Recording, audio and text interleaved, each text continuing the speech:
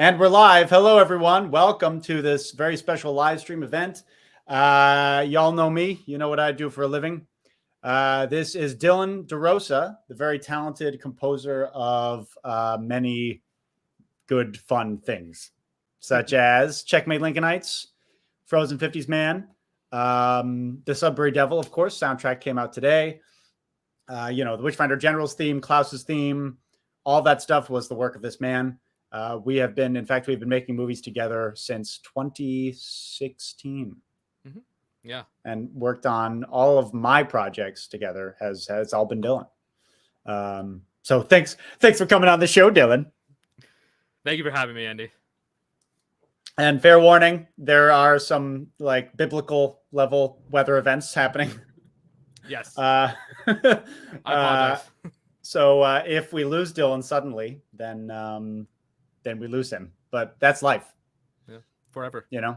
Yeah. But I'll be remembered through my music. And yes, you can see my dog behind us too. So. Oh, really? Oh, where is he? Yeah, you see? Let's see. No, I don't see him.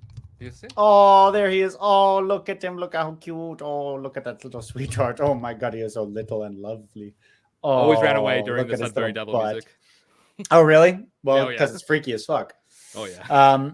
Yeah, well, I hope everybody who I hope people who listened to the album loved it, but I'm sure they did. How could they not?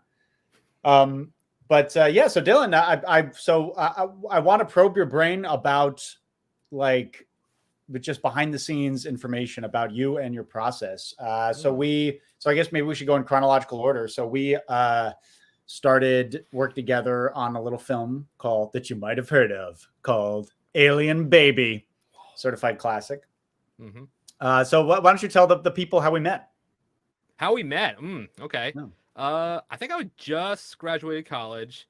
I was, searching for work on the streets, trying to find an incredible partner, someone who saw the same vision as I did, bombastic ideas, craziness, and then I found him on the streets as well. Our eyes met. Yeah, that's how it happened. Yeah, absolutely. I swear. Yeah. So we met. I think it was Craigslist, wasn't it? Like, I think you put an ad out. Something sketchy. It was right next to the like blowjobs wanted. Damn, I applied for that too. Oh man, but yes, it was Craigslist. Damn. And I did not get murdered in the end. Thankfully. No. Yep. And yeah, I mean, that's kind of how we met. I mean, secret fact, we've never met in person till like this upcoming weekend. It's gonna be literally day after tomorrow, Dillon and I are going to meet in person for the first time, even though we've known each other and been colleagues and friends for 7 years. Yeah. 8 years. Yeah. Yeah. Pretty crazy. Yeah. I don't know, something like that. But well, it's interesting that you were like, because it was like the New Orleans Craigslist, right? Yes. So it was like that. It was some real hustle. So you were just going nationally to like various regional Craigslists. You absolutely called it. I mean, especially, how do you get work as a musician for film, especially indie films? Because you have to get films usually when they're on the edge of being created or in post-production. Yeah. And so exactly. How do you even find people with film, especially someone who had probably 0 credits besides student films and stuff? And so I was on the hunt, and I'm kind of a computer geek. And so I made a script that contacted all Craigslist looking for the word composer, and just siphoned through that and just sent them a shitty email like, here's my music, like, do you want to give me money? Like, yeah pay bills, like, stuff like that.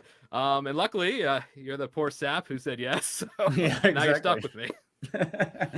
I mean, very luckily so, dude. But yeah, no, it was pretty much like, I mean, and we kind of because Alien Baby was co-directed by me and my good friend Eduardo Urueña, who is the cinematographer of Sudbury Devil and also cinematographer of Frozen 50s Man, actor in Frozen 50s Man, has shot various Checkmate Lincolnites things like the end of episode 9, the resurrection scene. He shot that, helped me build that set and stuff. We've been filmmaking partners forever.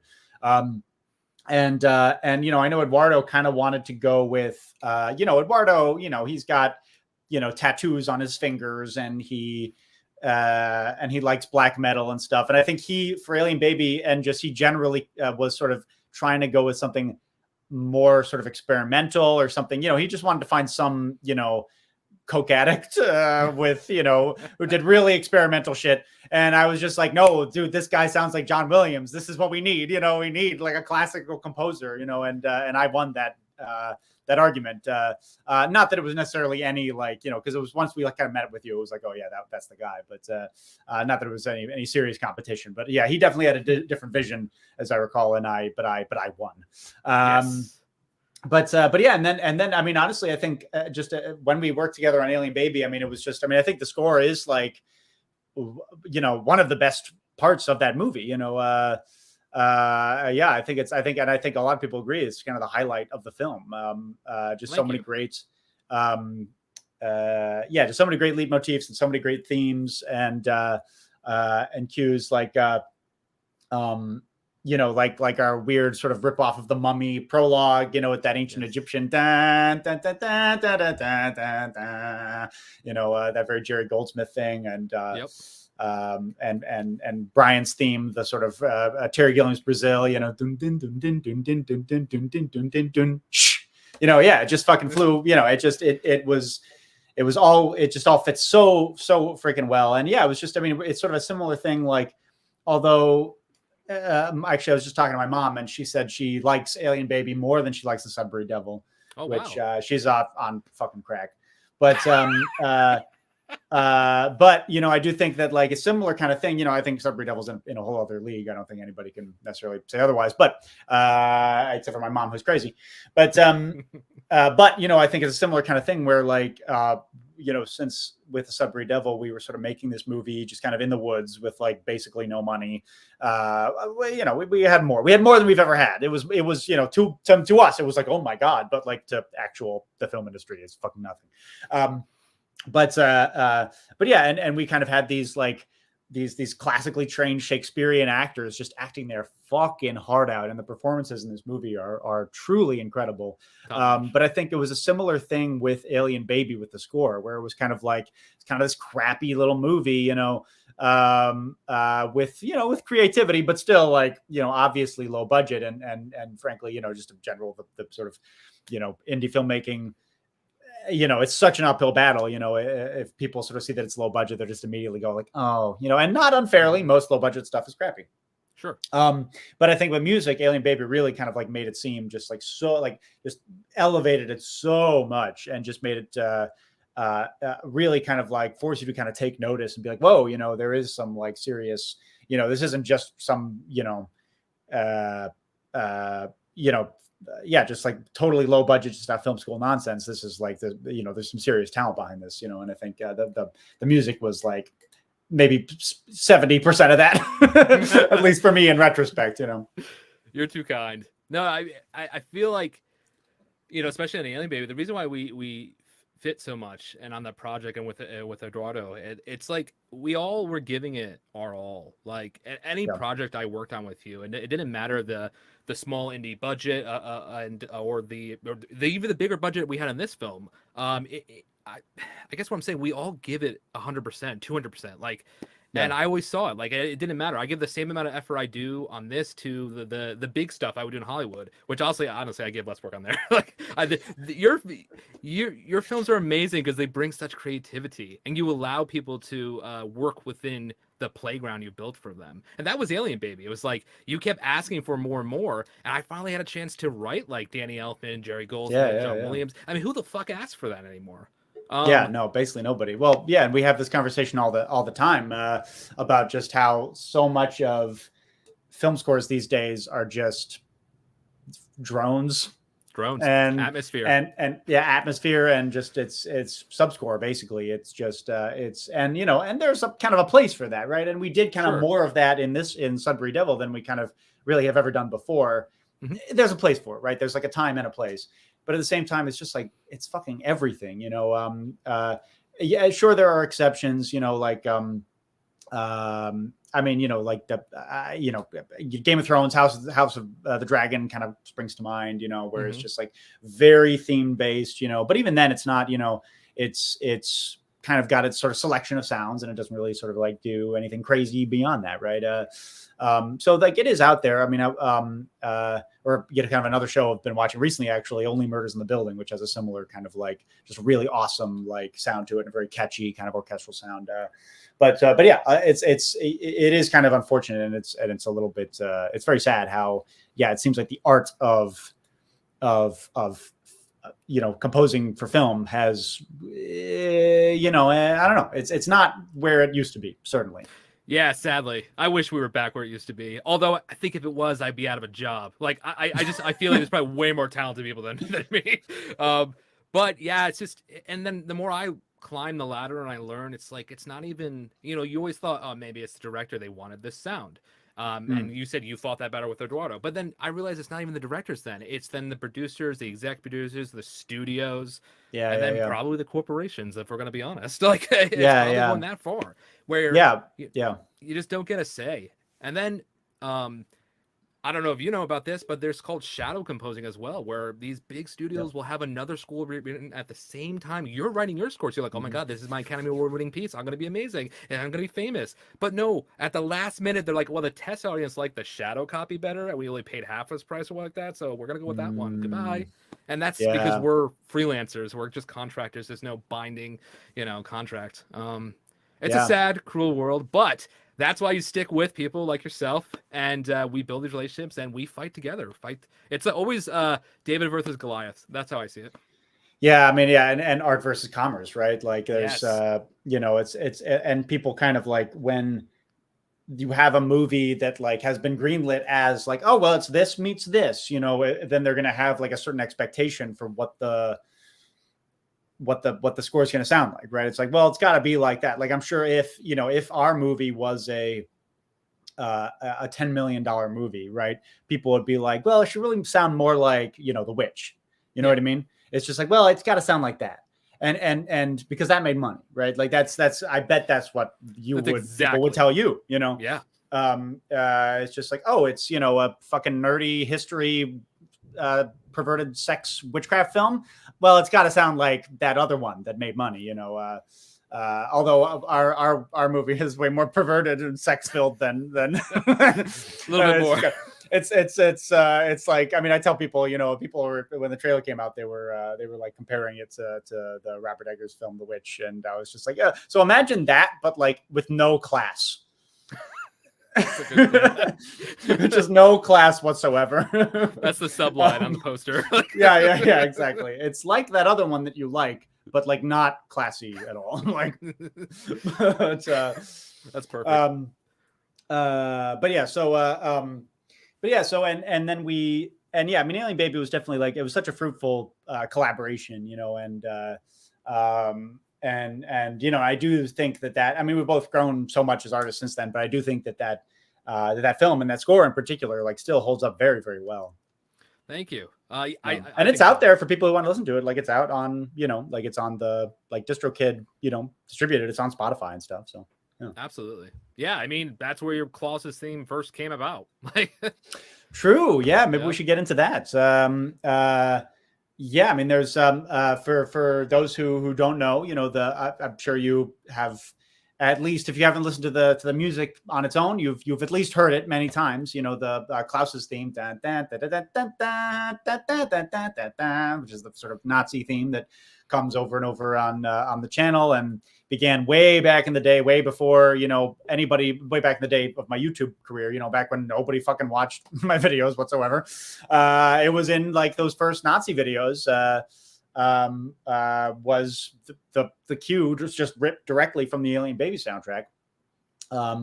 And this is very deep, Atun-Shei Films lore, but there was a kind of the predecessor, the proto Klaus, the Klaus was a time traveling immortal Nazi doctor named Dr. von Murderall, which is a great name, which came about when Eduardo and I, the idea for that character came about when Eduardo and I were playing the Uncharted video game. Oh, and it was one of them. And basically there's like this cut scene where they're like out and about looking for some artifact. And then there's this like sketchy old German man. It was like 100 years old, and he's just like, oh, I will help you find the cinnamon stone or whatever. And we were just like, he's obviously a Nazi. Like, and he was just being super sketchy, and it's just like, and I've been looking for a long time, for many decades, I've been looking for the power there. And they're like, oh, well, nothing suspicious about you, right. 100-year-old German man in Argentina, yeah, let's go find the cinnamon stone or whatever.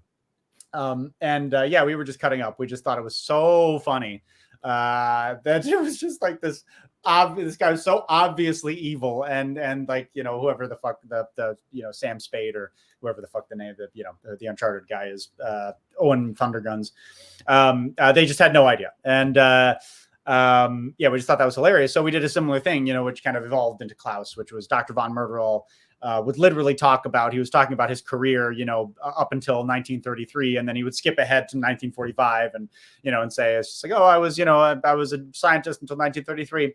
Then in 1945, I went to South America, it's like, and we sort of then stole that joke and repurposed it for some Klaus stuff too. And, and when we were kind of collaborating on Atun-Shei YouTube scoring, it was kind of like, well, it's got to be that, right? It's like got to be the Dr. von Murderall theme. Because it just worked so well, that kind of Wagnerian orchestral sort of Imperial March, William Z, cosmic horror sort of sound. It really just worked perfectly. Yeah, no, it was amazing to write that. I remember, I think that was one of the moments too where I didn't know how to write that theme, and like you're like, oh, we need a theme for this character. I'm like, ah, shit. Like, it's always like another theme. It's like, oh man, like, I think I told you, it's like giving you my children. I'm like, oh gosh, like, gotta give birth again. Like, and so we came up with that, and you nailed it too, Wagnerian. I'm pretty sure I was listening to Ride of the Valkyries, and I'd be like, oh yeah, something like that. Like that's very German to me. These kind of like arpeggio or like the chordal, jumping back and forth, and their jumps, their leaps, and then. Yeah, Dr. Von Muller, that's crazy. Takes me back. It really does. I remember when you asked for Klaus's theme too. I remember I gave you like just the Von Myrtle thing. I just like extended it just slightly. You're like, no. Like I want like a reimagination of it. I'm like, more work, Andy. Like, come on, yeah, exactly. I'm the laziest person to be. I'm like, I don't want to work. And elaborating on your point, making fun of like an idea you see and something like that. 9 out of 10 times, I'm always making fun of the scene too. It's just my funny thing. It's like, what if I really just go like hardcore, like German with this, or Nazi, or something like this, or even during Sudbury Devil, I was just making fun. I mean, it works, but it's me making fun of the scene that always elaborates. And that's just my own secret little thing. I'm always making fun of it. And because something about humor to me is just so genuine, So yeah. I do remember there was a track that we'd actually never, the first version we completely scratched. You said it was too funny during the scene. We won't describe the scene, not to ruin the movie, but that was me trying to be clever, but maybe too funny. No, you were like, oh, I'm sure you would like that, which you know me, and you know me that well, I don't think it's too much of I don't think it's too much of a spoiler. So we don't want to spoil. Well, we should have. I maybe should have said this before we start. We don't want to spoil Sudbury Devil. I don't think it's too crazy to say. I don't think it's too much of a spoiler to say that there is some masturbation in this film. A little. There's a little bit. There's a little bit. Poco apple. There's a slight amount, and this particular cue that Dillon wrote he recorded himself doing this and put it into the song.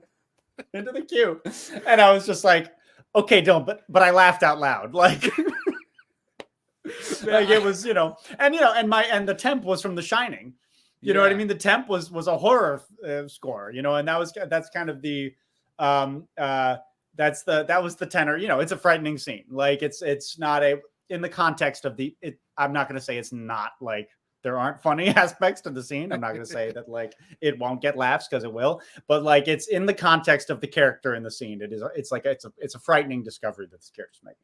Absolutely. And it was just like, Dylan, this is laugh out. This is like literally like Frozen 50s, man. This is comedic, but no. I mean, hey, I mean, that's I mean, whatever your process is, though, it is working. So, I'm not, make fun of so the scene far. Yeah, no, works great, man. But yeah, so yeah, the Die for a Murder Roll theme was in that one, which was great, and yeah, and that awesome birth cue too, the bam bam bam bam, and we sort of were going for like a 1950s like B movie sort of sound to it, with a lot of theremin and stuff like that, and yeah, you really nailed that one. But we kind of like married that to kind of William Z kind of more modern sort of orchestral stuff, you know, because there was very much that like Indiana Jones, the Mummy sort of spoofing kind of energy to Alien Baby, even though it was kind of ostensibly kind of a black and white B movie, you know, but the black and white was really more to just hide the obvious deficiencies in the budget. You know, it's just like shit, even cheap shit looks better in black and white than in color. It's just a little bit more forgiving. Yeah. But yeah, that worked out great too. I love that theme. Yeah, Herbert's birth. Yeah, that's amazing. That's a good cue. Yeah, it is. Yeah, I feel like so cocky just saying like, oh yeah, that's so good. It's so fucking good. I'm so great. We've written like hundreds of pieces together, so like I do have some favorites. I have some. Of course. I can't stand. So, but like, no, yeah, I don't think that's yeah, I don't think that's that crazy. But yeah, so and then we worked on a film called In the Wildwood, which has not been, which sadly did not really have that much of a life in terms of it kind of being distributed and in festivals and stuff. It kind of just sat on a hard drive for years, because it was kind of you know, we had some screenings, we had some in-person screenings in New Orleans around the time that it came out, but then it kind of just sat on a hard drive, which is too bad, because it sort of, there was a lot of good stuff in it, but it was also like a weird, this is kind of, you know, and I think that kind of the problem with both Alien Baby and In the Wildwood, even though there's like aspects of those movies that I love, is that that we kind of didn't go into it with like a very strong initial, not in terms of the score, just, you know, like me as a writer and director, you know, didn't go into it with a very strong kind of like utilitarian function of what it was, or that what we were going to do with it. You know what I mean? We kind of had a very artsy sort of, you know, pie in the sky, like, oh, it'll be this like, you know, we were all ideas, but we weren't really concrete. Like, okay, so like, but where's this going to go? You know what I mean? It's like, okay, we got to make like a 15-minute short to go into a festival. We've got to make a feature that can go on Amazon or whatever, you know, and that kind of stuff is really important. Because if you kind of make, I mean, with both Alien Baby, which is a short, it's like, I don't know, like an hour and 5 minutes. It's just like a feature, but it's like kind of has a weird length, and it's like too short. Very short feature. And film festival programmers didn't really know what to do with it and stuff. It was similar with In the Wildwood, which was like supposed to be a 15-minute movie, but just ballooned into this 45-minute epic for some reason, just because we don't know how to like, you know, manage ourselves and edit ourselves. And it was kind of a similar thing where it's like, you know, it didn't quite like, there was kind of nowhere where it really fit. You know, it's like, is this a short? Is this a feature? You know, it has a life now, you know, thankfully, just because of, you know, the notoriety from, you know, my YouTube channel. It's you know, it's up on Vimeo, up on the Atun-Shei Films Vimeo channel, where you can rent it. So if you're interested in watching it, I mean, both of them are very good. Both of them are worth watching, you know, like as indie films. They're I mean, yeah, here's me tooting my own horn, but they're creative, they're fun, they're interesting. Alien Baby is probably going to appeal more to kind of the sense of humor that I think a lot of you guys watching and people, you know, our YouTube audience maybe has. Because it's kind of got that kind of the Mummy, Indiana Jonesy kind of Frozen 50s man spoof kind of energy. In the Wildwood is just perverse and weird, which I know some of you are into, but I know that you know, it might be a little too hard for, or you know, it might be a little too strong for some of you. But yeah, I mean, but they're both on Vimeo for, you know, and you can rent them, and I encourage you to do so. But yeah, I mean, I think and within the Wildwood, you know, we had, that was kind of, you know, that was an interesting score because we, in a way, it kind of presaged the work that we just did on Sudbury, because it sort of had like weird kind of sounds, and there was a lot of dissonance, you know, to it, and it was sort of designed kind of to be unsettling and sort of very sound effects based, right? Yeah, no, absolutely. I remember also specifically. It was a time where I was kind of getting pissed that nobody wrote with woodwinds anymore in winds. Like, so I wanted to be heavily on woodwinds and stuff. And it was, I think If I recall too, we had woodwinds and then strings supporting the winds mostly, and then we saved brass for the light, basically. Yeah. So, which actually, fuck, I just realized, Dillon, that we have lights that. Oh yeah. It's a common theme. Yeah. It's a common theme anyway. No, yeah, that's interesting. Well, and my favorite track off of that soundtrack is the 277 miles away or whatever it is. Yeah. With I forgot the number. So that was it. You got it. Yeah, but it's the one where Kyle, who the one of the main actors, where he like appears and he's got a beard and stuff. It's like, if for those who don't know, it's like an alien abduction type of movie, and he gets abducted by aliens, and then he like appears the next day, but he's like grown a huge beard and he's acting very different. He's weird, but yeah, he's like, he gets discovered by this weirdo at the beach, and yeah, the song is with the woodwinds, and then the strings come in, and that's such a great little sequence too, where he's kind of going from the beach through a wilderness, and he comes to a road, and then gets picked up, and he's getting driven to the city and stuff. But yeah, no, there was some great work on that one. Thanks, man. That was a fun film. I forgot like how I wrote any of that, to be honest. Like, I don't know. Besides, I just remember I wanted to play with woodwinds more. I usually always have like a major arc. There was one with Sudbury Devil as well. Alien Baby was me wanting to finally show off like that. I can do stuff. Like I said, nobody wants John Williams. I want to write John Williams. Like, yeah. But yeah, so in the Wildwood, I wanted to write with woodwinds. I remember you had that theme. It's an actual song, right?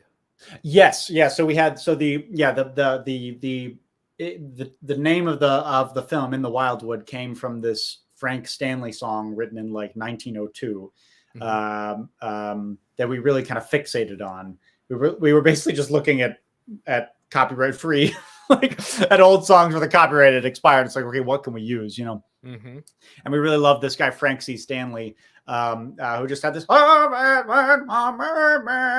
like 1900s, 1910 sort of crooner kind of voice. And there's something about him that's like deeply unpleasant. Like, he was very popular as a singer at the time, but there's something about his voice that's like deeply unpleasant for me, at least. I just found it like very grating. And a lot of his songs, like there's a song that we included in the film called I Want What I Want When I Want It. And it's literally about a guy who's just an asshole to his wife. It's I want what I want when I want it. And he's just singing about how he can just like go out drinking with his friends all night. And if his wife complains, that's her problem. And he's just like, fuck you, dude. You're such a prick, you know? And yeah, it's a similar, I don't know. It's where, and that kind of fit in certainly with the theme of the movie, which is about a weird homoerotic alien cult that basically destroys a relationship, you know? So it's about a guy who's going off with his weird alien friends instead of, you know, tending to his partner, played by Kendra, who's in, you know, a bunch of the stuff that we've worked on too. So yeah, and then those kind of themes also kind of went into the score and stuff, and yeah, that soundtrack's also available just around, right? No, I just, so for those of you who want to put together your Dillon DeRosa a super playlist on Spotify, you know, you should be writing this shit down. You should be taking it notes. Down. Take notes. But we should skip ahead though to, I know these people have, most of these people don't give a fuck about Alien Baby and In the Wildwood. They should, but they don't. But we should move ahead to the Atun-Shei film stuff that these people are that they love. And this is kind of the main reason why I want to do this, other than of course to promote your recent work and coming out. Is to talk about the 1861 Overture, the Witchfinder General theme, all the stuff that we've done kind of for the channel. So specifically like the 1861 Overture. I mean, that's like, it is legitimately beloved, Dillon. Like Civil War nerds go apeshit for this mini little symphony, and it kind of has a bit of a funny story behind the making of it, because like I did not ask for a 20-minute epic. Did not ask for it. I'm glad it worked out, though. I think that's most of our cases, though. Like, you'll ask for something, you'll put something in temp, and if I have a strong idea, like, I'm showing you, you know that. Listen to me jerking off my cheek. You got to hear this. Like, no. Well, for sure. And there's definitely some things where it's like, where you can tell, and we've never actually talked about this, but like, there's definitely some times where I can tell when we're like going back and forth on a cue, and I'll like give you a note, and then you'll just ignore it, and it's like, I know he I know he saw that note. Like, I know he didn't just like overlook that note. And sometimes I let it slide. Sometimes I do. It's like, okay, you know, I'll just like let him have this. But sometimes it's like, Dillon, remember, no. Like, and I can tell he's just like, Andy's fucking wrong. Like, it's like, exactly. I'm not going to do that shit, you know? Dude, that's a relationship, though. Exactly what I mean. Like, you know when to push and pull. It's the same thing here. I like, there was one cue in Sudbury Devil, like, where I was like, Andy, I'm calling you. We are talking about this. Yeah. Like, I have one trap card. I'm pulling it here. Like, yeah. No, for sure. Man. But yes, Antecedent Overture, you did not ask for that long. Although I give full credit to you. You provided with the story. I'm gonna let everyone know. You guys think I'm this genius. I'm a fucking idiot. It's just reality. I mean, Andy scripted the whole thing. I'm like, what happens? Who's war? Like, what's this? Is this a Southern thing? I asked Andy everything. Yeah. No, I mean, I pretty much, well, it was like, because initially, like, I mean, it was a very, you know, the beginnings of that were very humble, right? The beginnings were literally just like, you know, it was the version of Dixie that I was using at the beginning of like at the where the title card comes up at Checkmate Lincolnites. I was like, I want something like original for that. Yep. You know, and that's literally, I mean, as I'm sure everybody knows who's watching, that is literally like a 5-second cue. That's like nothing, right? It's literally just 5 seconds. And I kind of wanted to like, I want like the beginning to be a little punchier. I want it to be like a real like, bah! Like, here we go. Like, you know, like the gong at the beginning of Monty Python's Flying Circus opening credits, like dong, da, da, da, da, da, da, da. It's like, here we fucking go, guys. You know, that's kind of what I wanted. So that was kind of the main thing. And then I don't exactly remember how it happened, but there was like, but something, but like, I think I asked you for that. And then you came back with like, it was like something almost like 10 minutes or something. It was like a big chunk of like the overture. And you were like, I think I want to make this into a bigger thing. And I was like, okay, you know, sure. That gives me more music to kind of put, you know, as underscoring or as credit music or whatever, you know? And then, yeah, it just evolved into this huge medley kind of telling the whole story of the Civil War. Absolutely. And I feel like most of our pieces are the collaboration. Like, you'll say this, hey, I want 5 seconds. I'm like, okay, I gave you 10 minutes. And you're like, whoa, I like these 10 minutes, but let's tell a story. Let's do this here. We'll add this theme here and we'll tell the story of the Civil War. And I'm like, that's cool. What's the story of the Civil War? And so you listed it out for me. I'm like, got it. And I followed that instructions. Yeah, exactly. Exactly. And so we kind of just took, and I think there were some great like little moments in that piece too, where, where we had like and I think this was my idea. I'll take credit for this, but it was Dixie and Battle Hymn of the Republic playing together at the same time. Oh yeah. Which I really love that bit. And then I think another highlight, I think, for a lot of people, because it's certainly kind of a bit of a meme, is the sort of the Sherman's March to the Sea, you know, so that I think a lot of people find that as kind of an easy way to kind of stick it to racists and, you know, make them feel bad about themselves, is reminding them of that, which is this horrible disaster for the Confederacy. And we kind of did the Imperial March minor key version of Marching Through Georgia. Exactly. That's me being funny. yeah. But, it fucking worked. Like it really plays, you know? And to the extent where it's just like, how were we the first ones who came up with this, you know? Right. Because it just like clicked together so well. It's just like, oh yeah, Marching Through Georgia and minor key, like, because it is such a,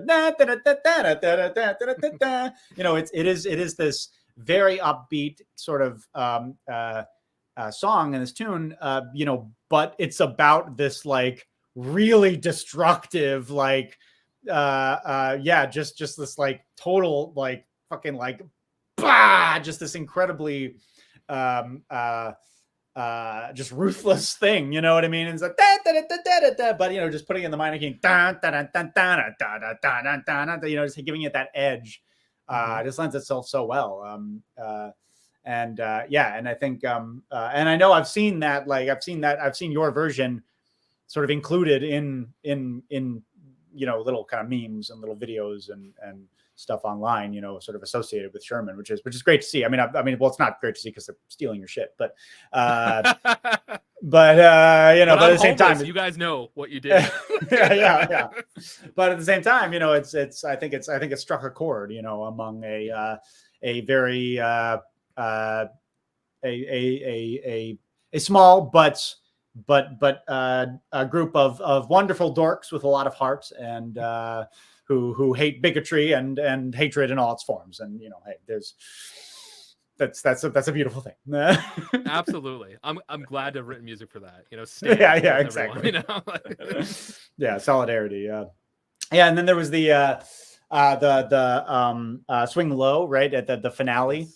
With the Black Spiritual of Swing Low, Sweet Chariot, and then that sort of was that's the kind of grand finale, right? That's the cannonade and I mean that's like and we used that as the credit music for one of the Checkmate Lincolnites episodes. I think it was like right after you wrote it, so it was like episode 6 or something. And it just worked so well. It's just such an epic thing to the point where people thought they were like, oh, that's the end of the series. And it's just like, no, it's just a really awesome, epic piece of music. But they were just like, the finality, you know, of it. They just assumed, you know, I like hundreds of people reaching out to me after that episode aired, and they were like, oh, so that's the end. And I was like, no, like, don't end it. No, no. I mean, the fact that it is ending next year, as a lot of people are mad about it, but that's funny. I think I'd have to apologize. I think Annie knows, like, I try. Everything's a finale to me. I want to be the one with the, exactly. The kitchen sinks, the atom bomb musical sense I dropped. Like, I want to be as big as comes. I mean, like, I just, that's what I live by. Like, everyone's always like, you know, less is more. But if less is more, just imagine how much more will be. Yeah, like I'm gonna give you everything. yeah, exactly. No, you're a maximalist, yes. Right? Not a minimalist. Well, no, I mean, I agree. Well, it's such a, and I think people kind of forget that in a lot of art, you know, and it's the same in music, but in movies as well. Like, it's like you better fucking, like, the ending is like, it's called climax for a reason, right? That ending should be like, wow, you know. And I think we have that in Sudbury Devil too. Kind of that's the thing that, and it's something that like that I think that sort of separates us from a lot of other films of a similar budget. You know what I mean? Because I think a lot of other low budget films, indie films, end with a bit of a whimper.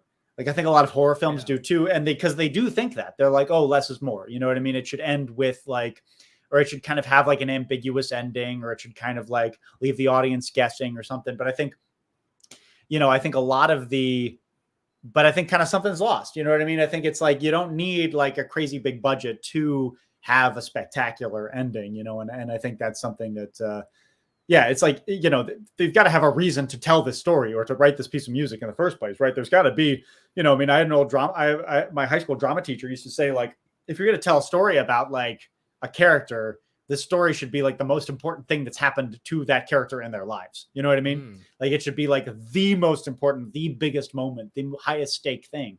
And and I think that's for sure like reflected in your music, where it's just like, like, this needs to be like a showstopper. You know what I mean? It's like, what? Otherwise, what's the point?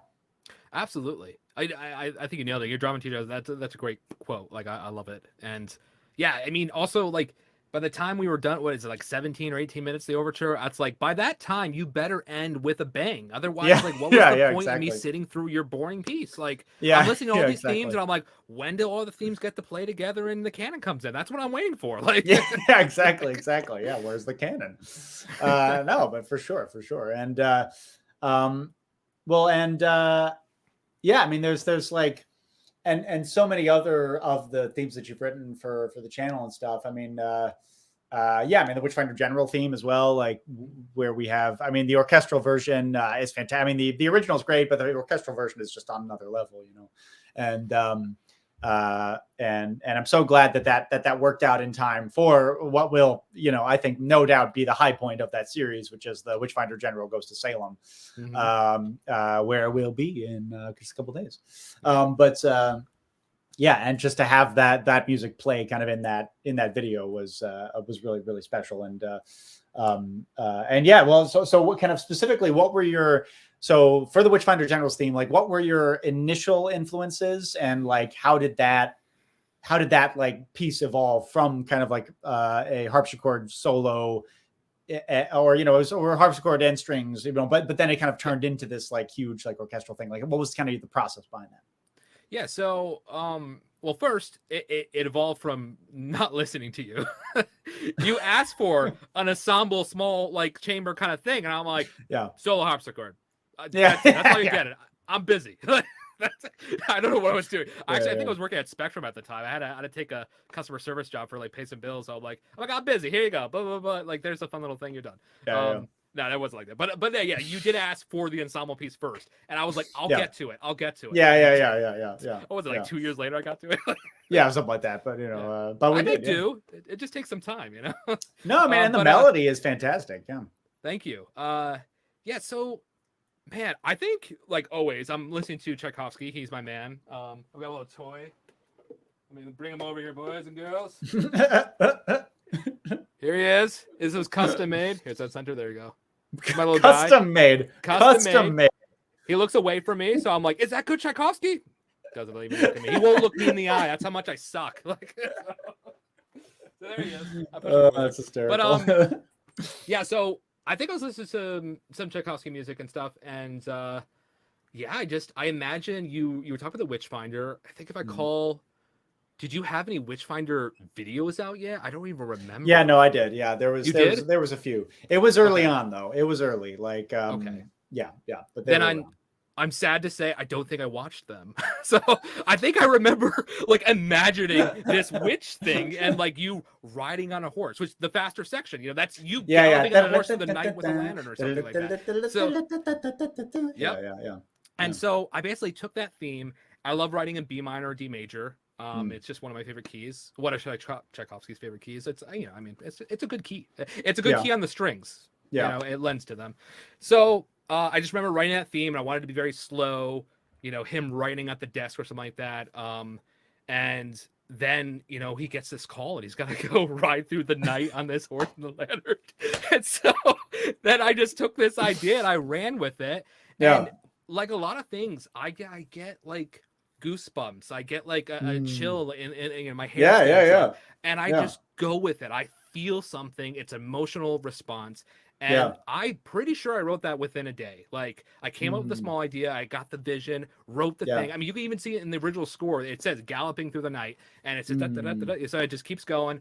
And then it was just me having fun with it. I think in any of my pieces, you can hear when I'm just having fun. Like I just for sure. You know, cannons going off. Like yeah. Or in the which we'll get to this, but the but in the latest Checkmate Lincolnites with when Klaus's theme turns into this black metal fucking Nazi anthem, you know. You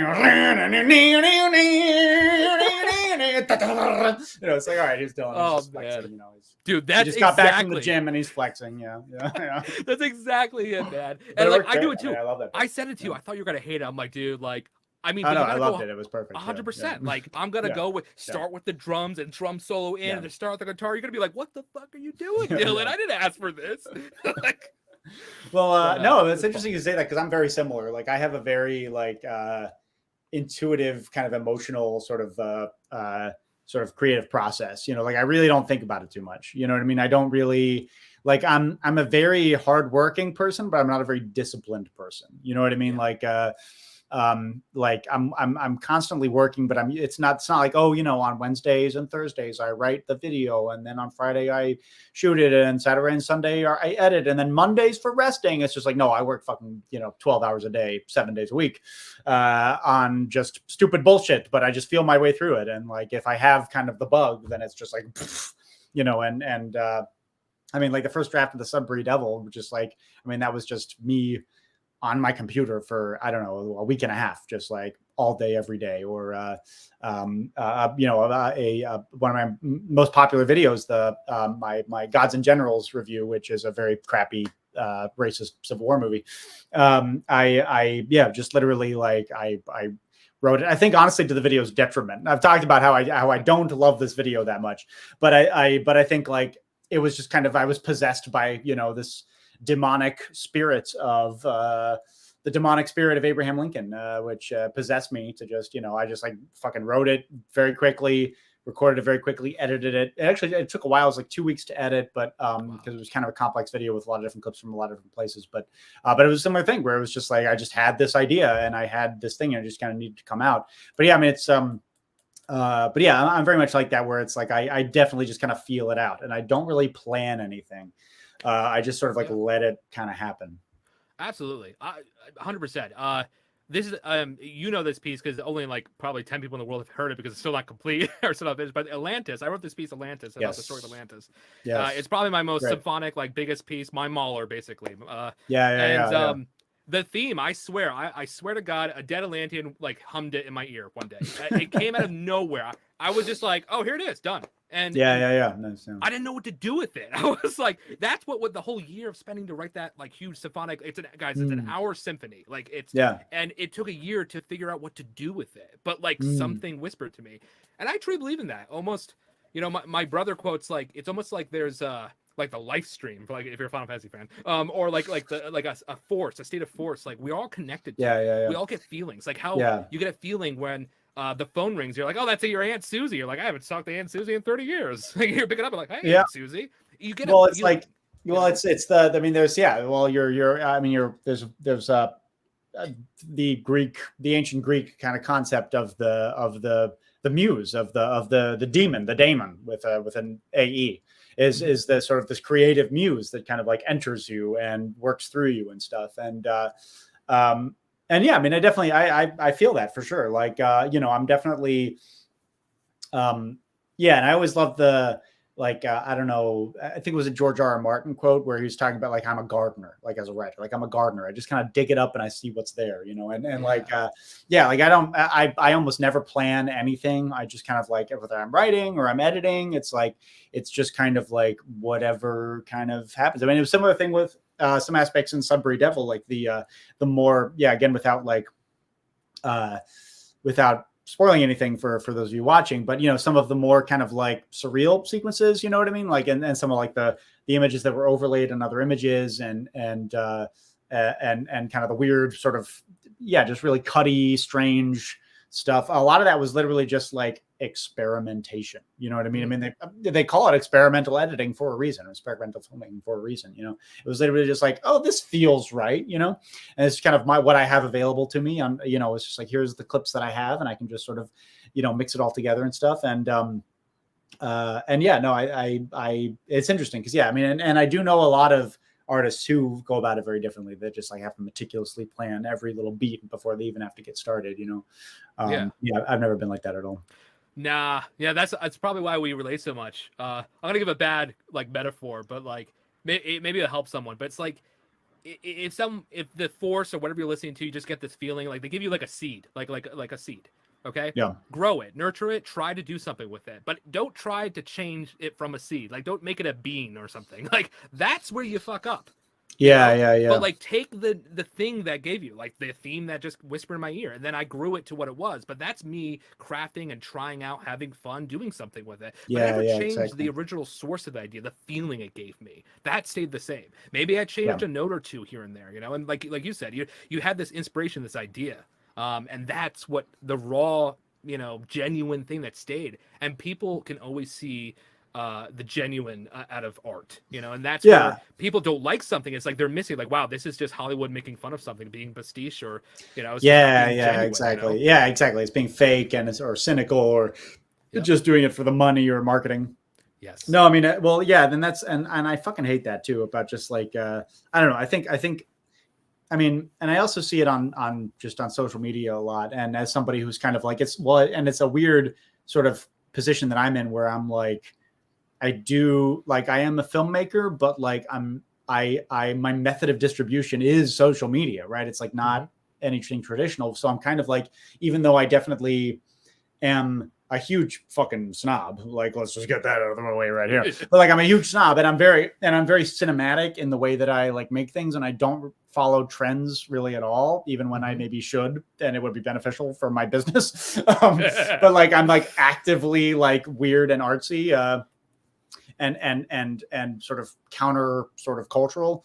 But at the same time, it's like, what I notice is that sort of like, insincerity and like irony is like something that like there's this fear of being sincere. There's this fear of being, of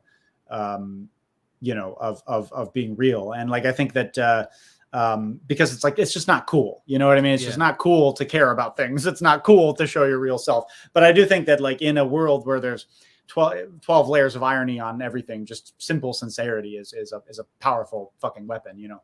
And whereas that's true for social media, I think that's becoming increasingly true for, our industry, for the film industry and the music industry. And, where it's like, everything's kind of got to be a pastiche of something, or everything's got to be sort of self-aware and, and all that. But, not that doesn't have its place, sure. But no, for sure. I definitely appreciate that perspective. But yeah, so, and then, so we talked about Klaus's theme. Yeah. And then, but so Frozen 50s Man, we should talk about Frozen 50s Man. Oh man. So, all right. So this is the story with Frozen 50s Man. This is actually the hardest piece I've ever written for Andy. It's probably the most catchiest thing. I have been like somebody randomly, a composer friend of mine was randomly talking about it, and he happened to know me, so he's like, "Oh, that's Dillon's music. You should talk to him and stuff." It was just really cool because, like, I don't know, like getting a fan is just weird to me. So I'm just like, "Oh, you've actually heard my music? That's funny." But that's awesome. And yeah, for me it was hard because Andy reached out. He sent me the script, and I usually do read the script. And I think Andy knows when I read, it's mostly like a skim. I'm a very bad reader, so I'm always like, I mean, I think it was during Sudbury Devil. You were like, "Oh, this happens." Like, what? I could believe it. I was shocked when this happened. You're like, it was in the script. What? Like, what? I probably skipped that page when I was. Yeah. Back to Frozen 50s Man. So he reached out to me. He sent me the script. He told me a little bit about this guy one time, and he's like, old like. Hollywood, golden age kind of, music kind of thing. Yeah. And so I'm like, oh, I got this. So I wrote him this kick-ass, homage to the, Hollywood era, very corn gold and, like before Williams, like it very, that's kind of sound. Yeah, exactly. And you loved it, but you're like, this is not going to work. Yeah. I'm like, what do you mean you're not going to work? He's like, let me edit the thing. You're going to see it's not going to work. It didn't work. Yeah. It was amazing. No one's heard it. I haven't released it. I'll probably save it for one, obscure film. I'll be like, and Andy will hear it. He'll be like, that won the Academy Award? He wrote that for me. Exactly what happens. So then I came back and I wrote a pretty good draft, if I remember. We had Klaus in the beginning, and then when the bones were there. Yeah, the bones were there. The bones were there, exactly. Tiffany comes in, is doing this thing. It was the theme. You're like, Dillon, this is not a DeRosa kind of theme. And I'm like, fuck you, Andy. I'm a DeRosa. Who do you know? What do you mean? No, I was basically just like, I know you can do better. That's what I said. Yeah, I was like, I know you can do better than that. And he was right. And then it happened like 3 more times. I think we had 3 different themes. And then it was for sure a back and forth. And it was also a time crunch, right? Was that, were we doing episode 2 during Justice League or? No. We were doing episode 1. We were doing episode 1. Yeah. So it was like a serious time crunch. So so Dillon was in the music department of Zack Snyder's Justice League, right? So like they were doing, and they rescored that movie entirely, right? Oh yeah.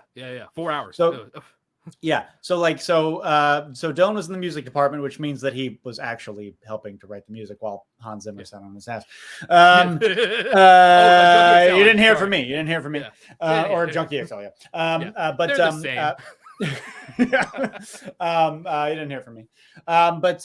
So basically, and it was, and it was a huge deal, like, and obviously, I mean, it was a gigantic movie. It was this huge deal. And your family was like rightfully very proud of you. And they were like wanting to take you out to dinner and stuff. And like, but there was like a deadline for Frozen 50s Man episode 1. It was like, and how it is like, and for those of you who don't know, like, generally with like a film score and stuff. And, it's a similar, even for something low budget, like Sudbury Devil. I mean, we had a deadline, but generally it was pretty chill, right? It was generally kind of the like, just sort of do your process. And like, whenever you kind of get it to me, that's great, Yep.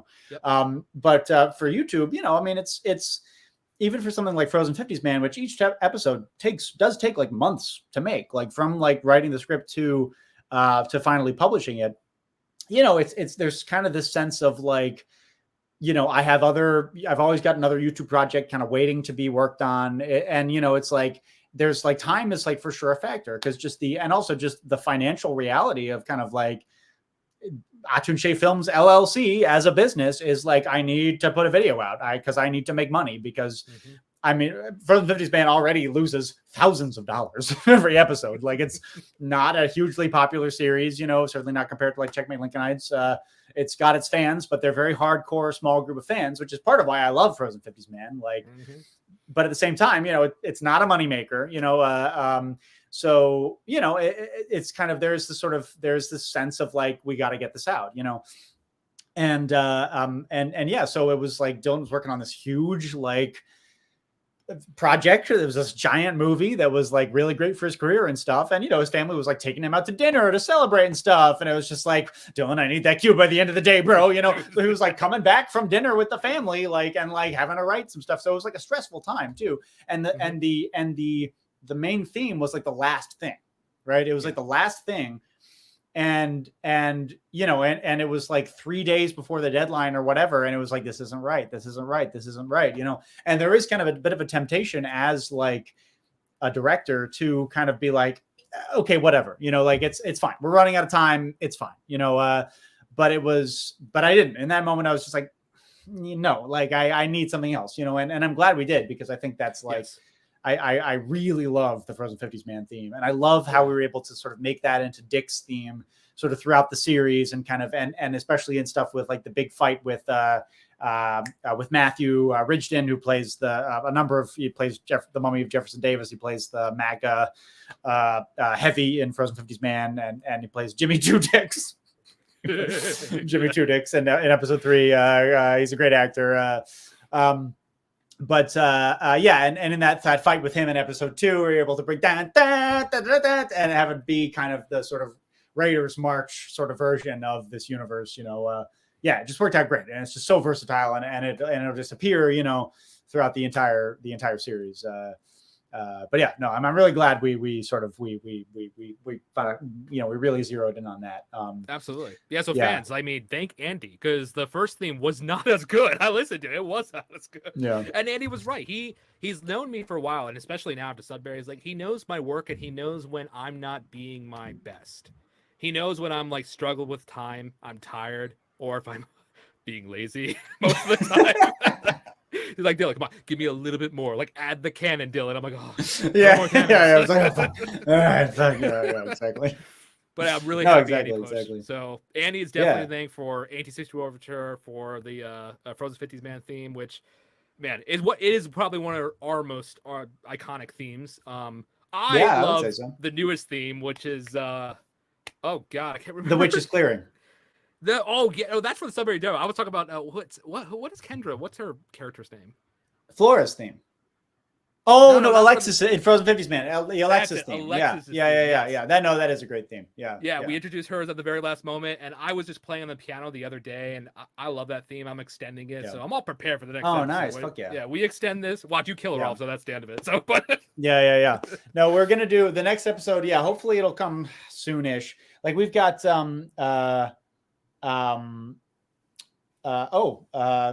look at this, Dillon. We got a comment from Hot Creamy Fart saying, thank you so much for posting the soundtrack. Thank you so much, Hot Creamy Fart. Actually, I think Hot Creamy Fart has been in quite a few live streams, because I always take a moment to giggle over their name. But well, yeah, so the Alexis theme is great. So and you know, the new the new Frozen 50s Man episode, you know, Frozen 50s Man will continue for sure. We you know, as I'm sure many of you know, and especially as I've been spamming the shit out of your various social media feeds, you know, the Sudbury Devil has basically been a huge delay on like everything. And you know, so you know, just generally, like, in fact, it's been a little shocking that I've been able to put out as much YouTube content and like documentary stuff as I have been able to, with just like the amount of work that Sudbury Devil has been, especially this summer, which like I kind of, I don't know if we talked about this, Dillon, but I kind of thought that like, because this summer was like, it was for the score, because I finished editing the movie, I finished most of the sound design by like April, you know, and like, and I thought this summer was going to be kind of a chill, like, you know, sort of like I was going to be in a supervisory role, and I'd be like, okay, I'm going to like supervise Dillon with the score, and Blair Rowan, our talented visual effects artists, and Hutch Crane, our very, very talented colorist, who fucking made our movie shot on a crappy digital camera look like it was shot on fucking 35 millimeter film somehow, with some sort of magical powers. But yeah, you know, so I thought I was going to be in the supervisory role, and it ended up being like, honestly, one of the most stressful periods of my life. Oh, I'm so sorry, man. You know, no, I mean, it's not your fault or anybody's fault, really. It's just like, you know, it just turns out that making movies is hard. Absolutely. Yeah. I feel like some people don't realize that it really is hard, especially when you're in the director, writer, I mean, producer too, right? Like, I mean, you were in every role possible, you're overseeing stuff. And here I am, I'm chugging along the score. I've got 2 months, and dude, I'm right with you. It was one of the most stressful times for me as well. It's a very anti-Dillon DeRosa kind of score. Sure. And yeah. No. And that's, we talked about that. And we talked about that from the very beginning. It was just like, this is going to be counterintuitive. Yes. You know, for you. Yeah. But it worked well, and we held each other's hand, like, you know, metaphorically, and we just talked with each other. We found the sound. I guess we'll get to there in a second. We'll get to Sudbury. We'll definitely talk a lot. We just about, give you snippets, you know. Yeah, exactly. But what were we talking about before? Frozen 50s, man. So yeah, we will do well. And just to go off, finish my point I was making earlier is that so we do have and actually it's not, you know, obviously we've got a movie premiering in 2 days, and you know, it's not like immediately you have to jump into the next thing, but you know, the finale of Checkmate Lincolnites, of course, which I would absolutely, you know, I knew you'd need your help with for fucking sure. And that's going to be, so I'm planning on that being kind of like a, maybe like a 4 or 5 months project starting in January, maybe ending in May of next year. And it's going to be, you know, obviously the score won't be the whole thing, but we should, you know, start talking about it and stuff. I'm sure it'll come very naturally because it is, I mean, it's basically just, you know, the 1861 overture and the We Rise Again, you know, which we also need to talk about. You know, it's going to be all that. It's going to be, you know, Goldsmith Williams madness the whole way through. So it's going to be, you know, be very, you know, I don't expect we'll have a lot of problems with that. But yeah, but that's going to be a whole thing. But then pretty much after that, after Checkmate Lincolnites, the finale is done. You know, I'm not going to spoil anything. People in the chat are freaking the fuck out. No, but calm down, guys. No, it's gonna be awesome. The hardcore fans will love it. The casual fans will be bewildered by it. It'll be a great time. But it will do that, and then Frozen 50s, man, like the episode 4 will you know, at some point after that, maybe like next summer or next fall or something like that. But obviously depending on your schedule and stuff like that. But yeah, it will be coming. Just, you know, it's kind of, we had Sudbury, and then we've got the Checkmate Lincolnites finale, like just basically like right after that. Essentially, I'm like halfway through writing the script. And so Frozen 50s, man, will have to come after that. You know, there's a certain kind of pecking order, you know, with these projects, you know, but in any case, so we got a few super chats here, Dillon. We should give people what they want here. The Stoned Abbott gave us £5 and asked, who's your favorite Beatle? Man, I'm gonna kill your soul right here. I don't like bugs. Nice. I kid. Dad humor. I'm gonna kill your soul again. I don't listen like to the Beatles much. Yeah, I'm sorry. I don't have a favorite. I do. Strawberry Fields is probably my favorite piece. It's not like I don't like them. I just don't listen to them as much. Yeah. Well, you don't really hear the Beatles that much anymore. I feel like when I was, I mean, maybe it's just kind of being raised by parents of a certain generation, but I feel like when I was a kid, I would hear the Beatles all the time. And now, actually, literally, I was in the liquor store here in anyway, undisclosed location, and I heard Strawberry Fields Forever on the intercom. I was like, oh shit, you don't hear the Beatles much these days. I was gonna say, yeah, they don't play as much. You know what I heard in the mall the other day was Street Fighter 6 Zangief's theme. Like, it just came out like probably a few months ago. It's on in the mall. I mean, it's a kick-ass hip-hop, like kind of like Russian disco. Like, it's amazing. But like, that's what I'm saying. Like, you don't really hear the Beatles as much. And growing up in my household, I mean, my dad's like ancient. He's like 70,000 years old. He knows every song ever to exist. But we just didn't listen to much Beatles. Actually, I listened to a lot of older stuff. Interesting. Yeah. So I'm sorry. He probably hates me. He deleted 1861 Overture. Probably sent a cannon to my house. Got my address. Yeah. Probably you've been swatted. You've been doxxed. Yeah. The Gaslight says The French Connection. Thoughts? I mean, it's kind of a stone cold classic, but I haven't seen it in a long time. So I would have to rewatch it and get back to you, to be honest. Do you like those kind of movies, Dylan? Like the kind of like fucking like gritty 70s crime and heist sort of stuff? Is that your jam? I do like some of that stuff. I have not seen The French Connection. Yeah, so I probably would watch it. Yeah. My favorite movie. Do you know it, Andy? I don't think so. Lethal Weapon. Oh, really? I've seen that movie 1,000 times. I fucking love that movie. I mean, it's a really good movie. The first couple notes, it plays like that Christmas song. I could tell you it's Lethal Weapon because it's the way it's recorded, the way they bring it in. I'm like, Lethal Weapon. The way they edit it, the way they just faded it in like 10 seconds. Like I know what it is. Look. That is my favorite movie of all time. Interesting. Yeah, no, I mean, it's a great fucking movie. Richard Donner is like kind of one of those like kind of journeyman directors. You know what I mean? It was sort of always like, who was never like that flashy, you know what I mean? It was never like an auteur or whatever. It was never like, you never had kind of pretensions, you know. He was just like a fucking super solid director, who made like really fucking solid movies of like a bunch of different genres and stuff. Which I definitely respect that kind of stuff. The Witchfinder General asks, Witchfinder General when? We already talked about the Witchfinder General theme. You'll have to skip back in the live stream. So yeah, well, and anyway, so and some other kind of Frozen 50s band stuff. So I know like episode 1, we definitely had a very like, Twin Peaks was a very, like the Twin Peaks soundtrack was a very strong reference for those because like, and that was in a lot of the temp, was like various Twin Peaks things. Because that was a very, the episode 1 is a very straightforward kind of procedural murder mystery spoof. And so a lot of the tracks in there were kind of very jazzy and sort of inspired by that, that sort of the Joel McGee stuff. So, but episode 2 was very different because episode 2 essentially was Raiders of the Lost Ark, So that was there was a lot more kind of to do there, but well, did you like, so like, what was kind of that sort of the dichotomy between like episodes 1 and 2 there, like that kind of jazziness versus the sort of more Williamsy that we did? Yeah. It's kind of funny because when we wrote the second score, I remember, let me re-listen to the first score because I mean, every episode's like a year later almost. Yeah. And, just working when music is your work and, you just forget a lot of music. Andy has to hum a lot of my themes.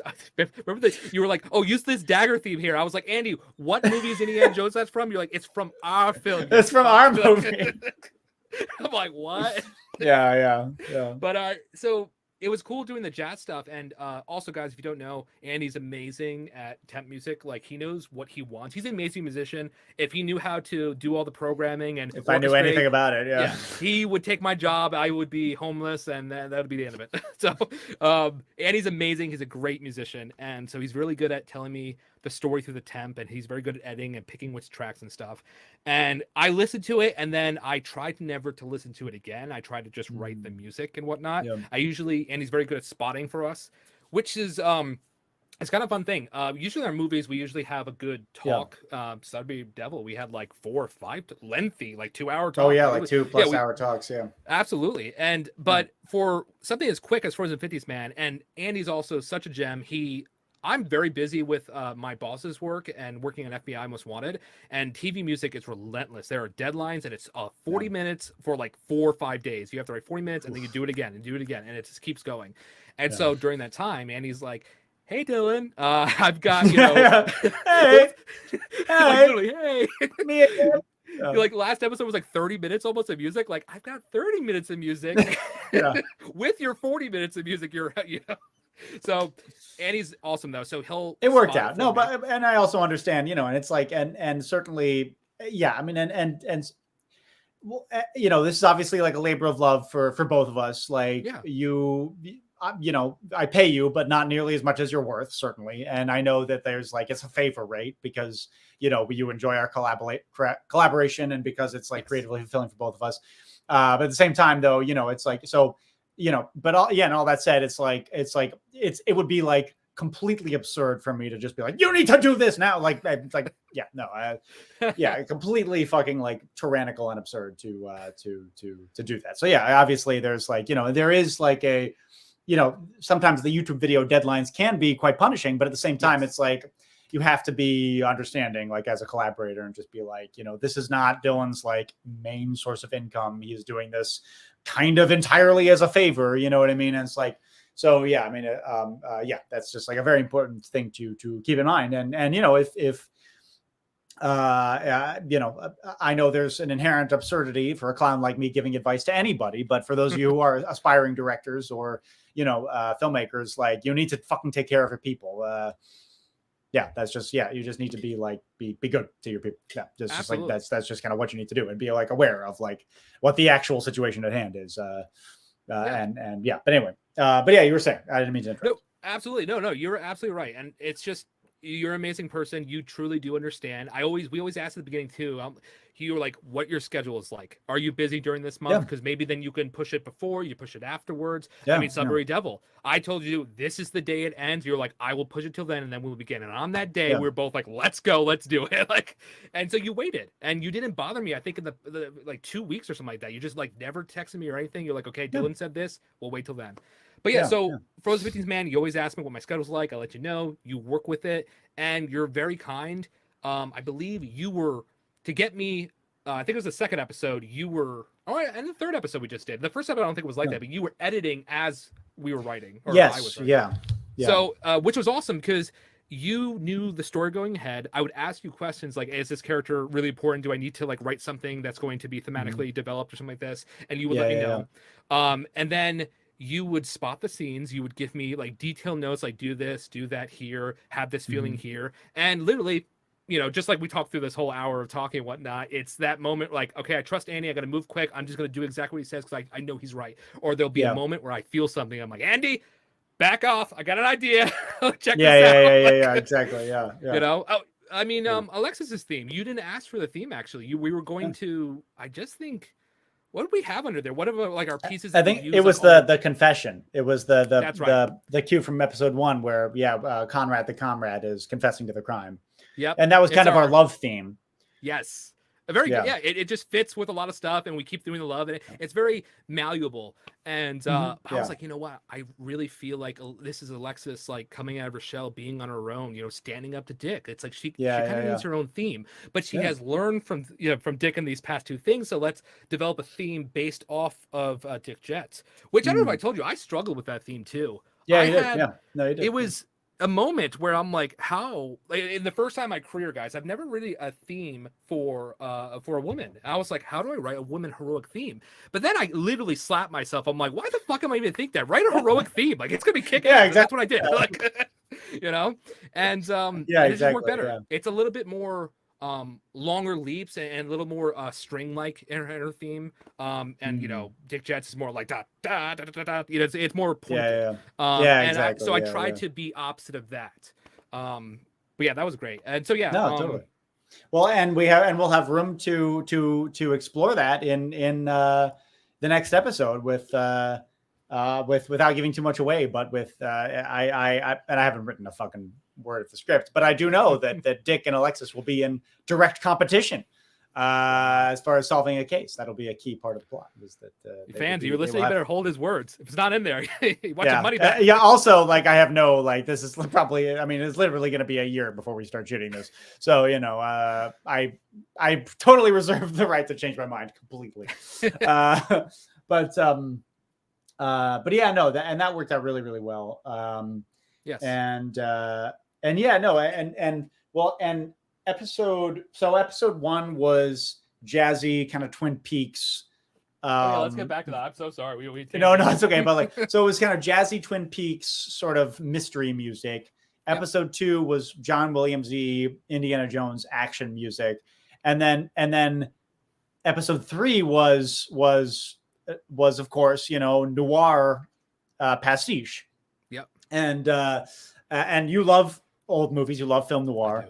And honestly, like, I think of all 3 episodes, I think the third one is my favorite score, because you're so dialed into, I mean, specifically the score by Adolf something. It's one of those Houston? Unfortunate Adolf names. Yeah, Adolf Houston. I know. Yeah. Adolf Hussey. Hussey, maybe. Yeah, his No, first name is Adolf. We're not lying. Yeah, his first name is Adolf. Yeah. You can tell he was born in a certain time. For whatever reason, you don't see many Adolfs anymore.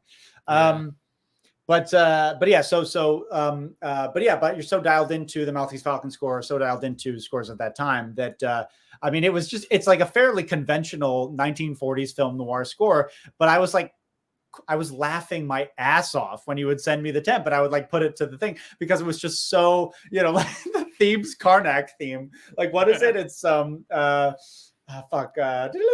that's in the Wildwood. See, now you have my trouble when I slightly no. some stuff. No, it's no. I could literally just fucking play it off my iTunes right fucking now. I'll say yeah. Bring it up. Yeah, Mr. Killing that. Oh, it's going to my fucking AirPods. Well, never mind. Oh, it's okay. Well, I'll listen to it. Na na na na na na na na na. That's it. Na na na na na na na. And it's just like, it's so fucking clued in to the Peter Lorre theme in the Maltese Falcon, and it's great, but it's also so stupid because it's like, just the context of the scene, which is so dumb, and like your completely sincere film noir score, just like it just adds this whole other layer of humor.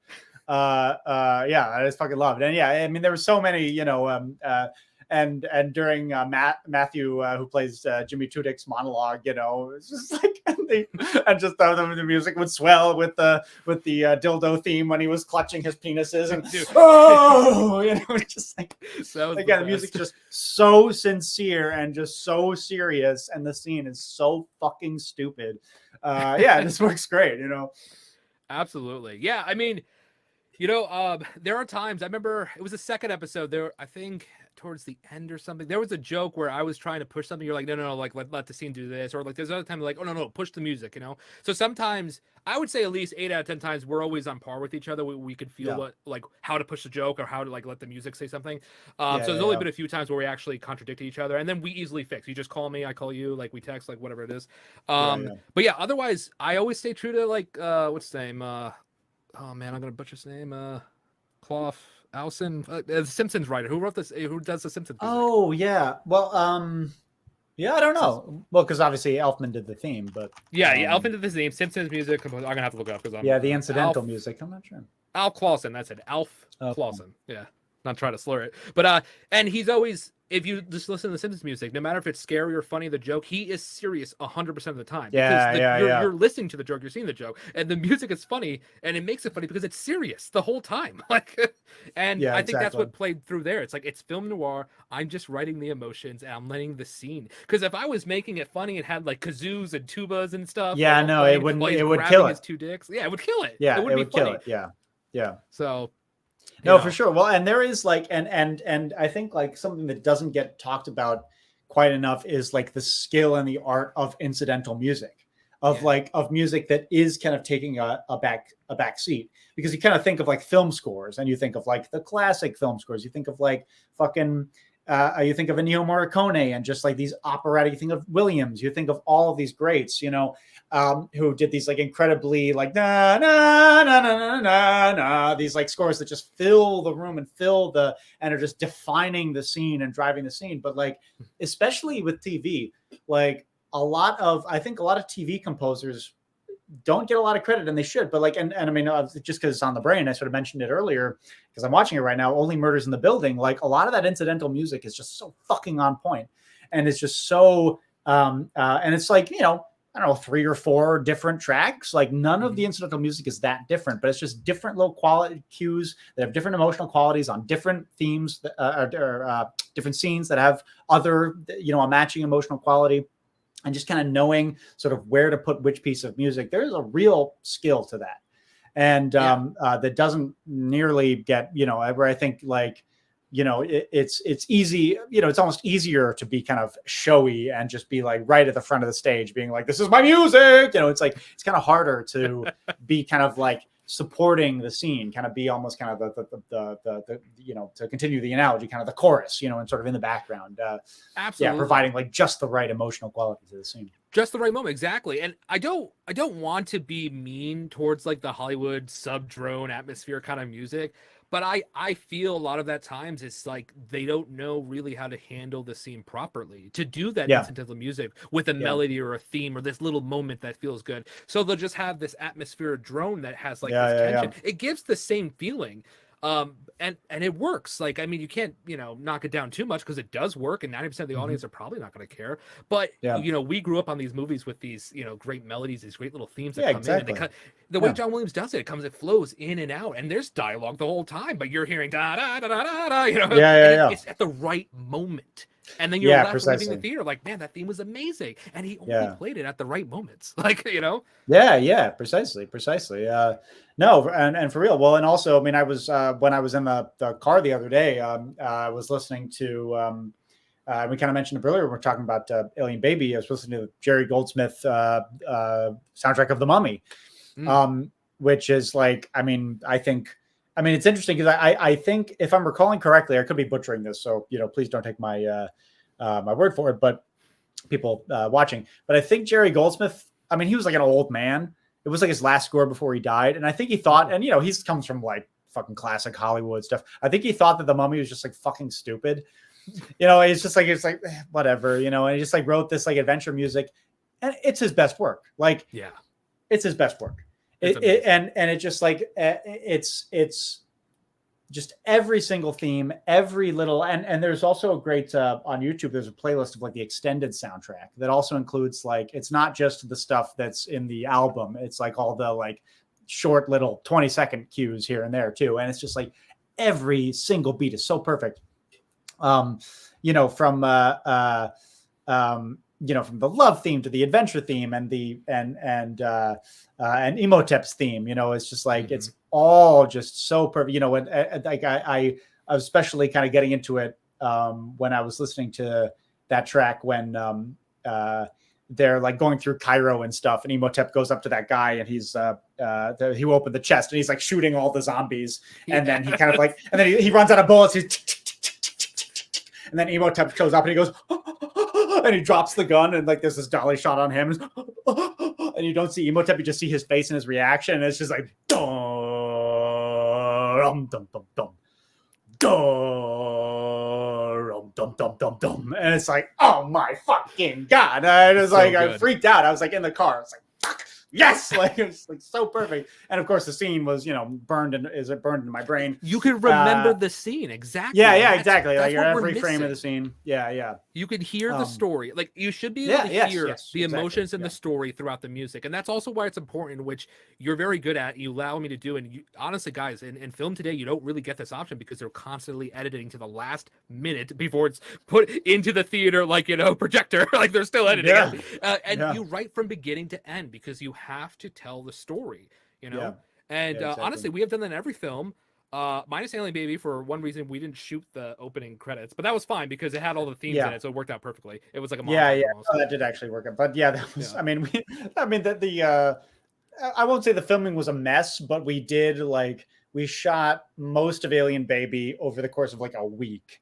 Wow. And then we realized, we just like we basically left so many scenes and shots to pickups because we basically only had our lead actor for like a week.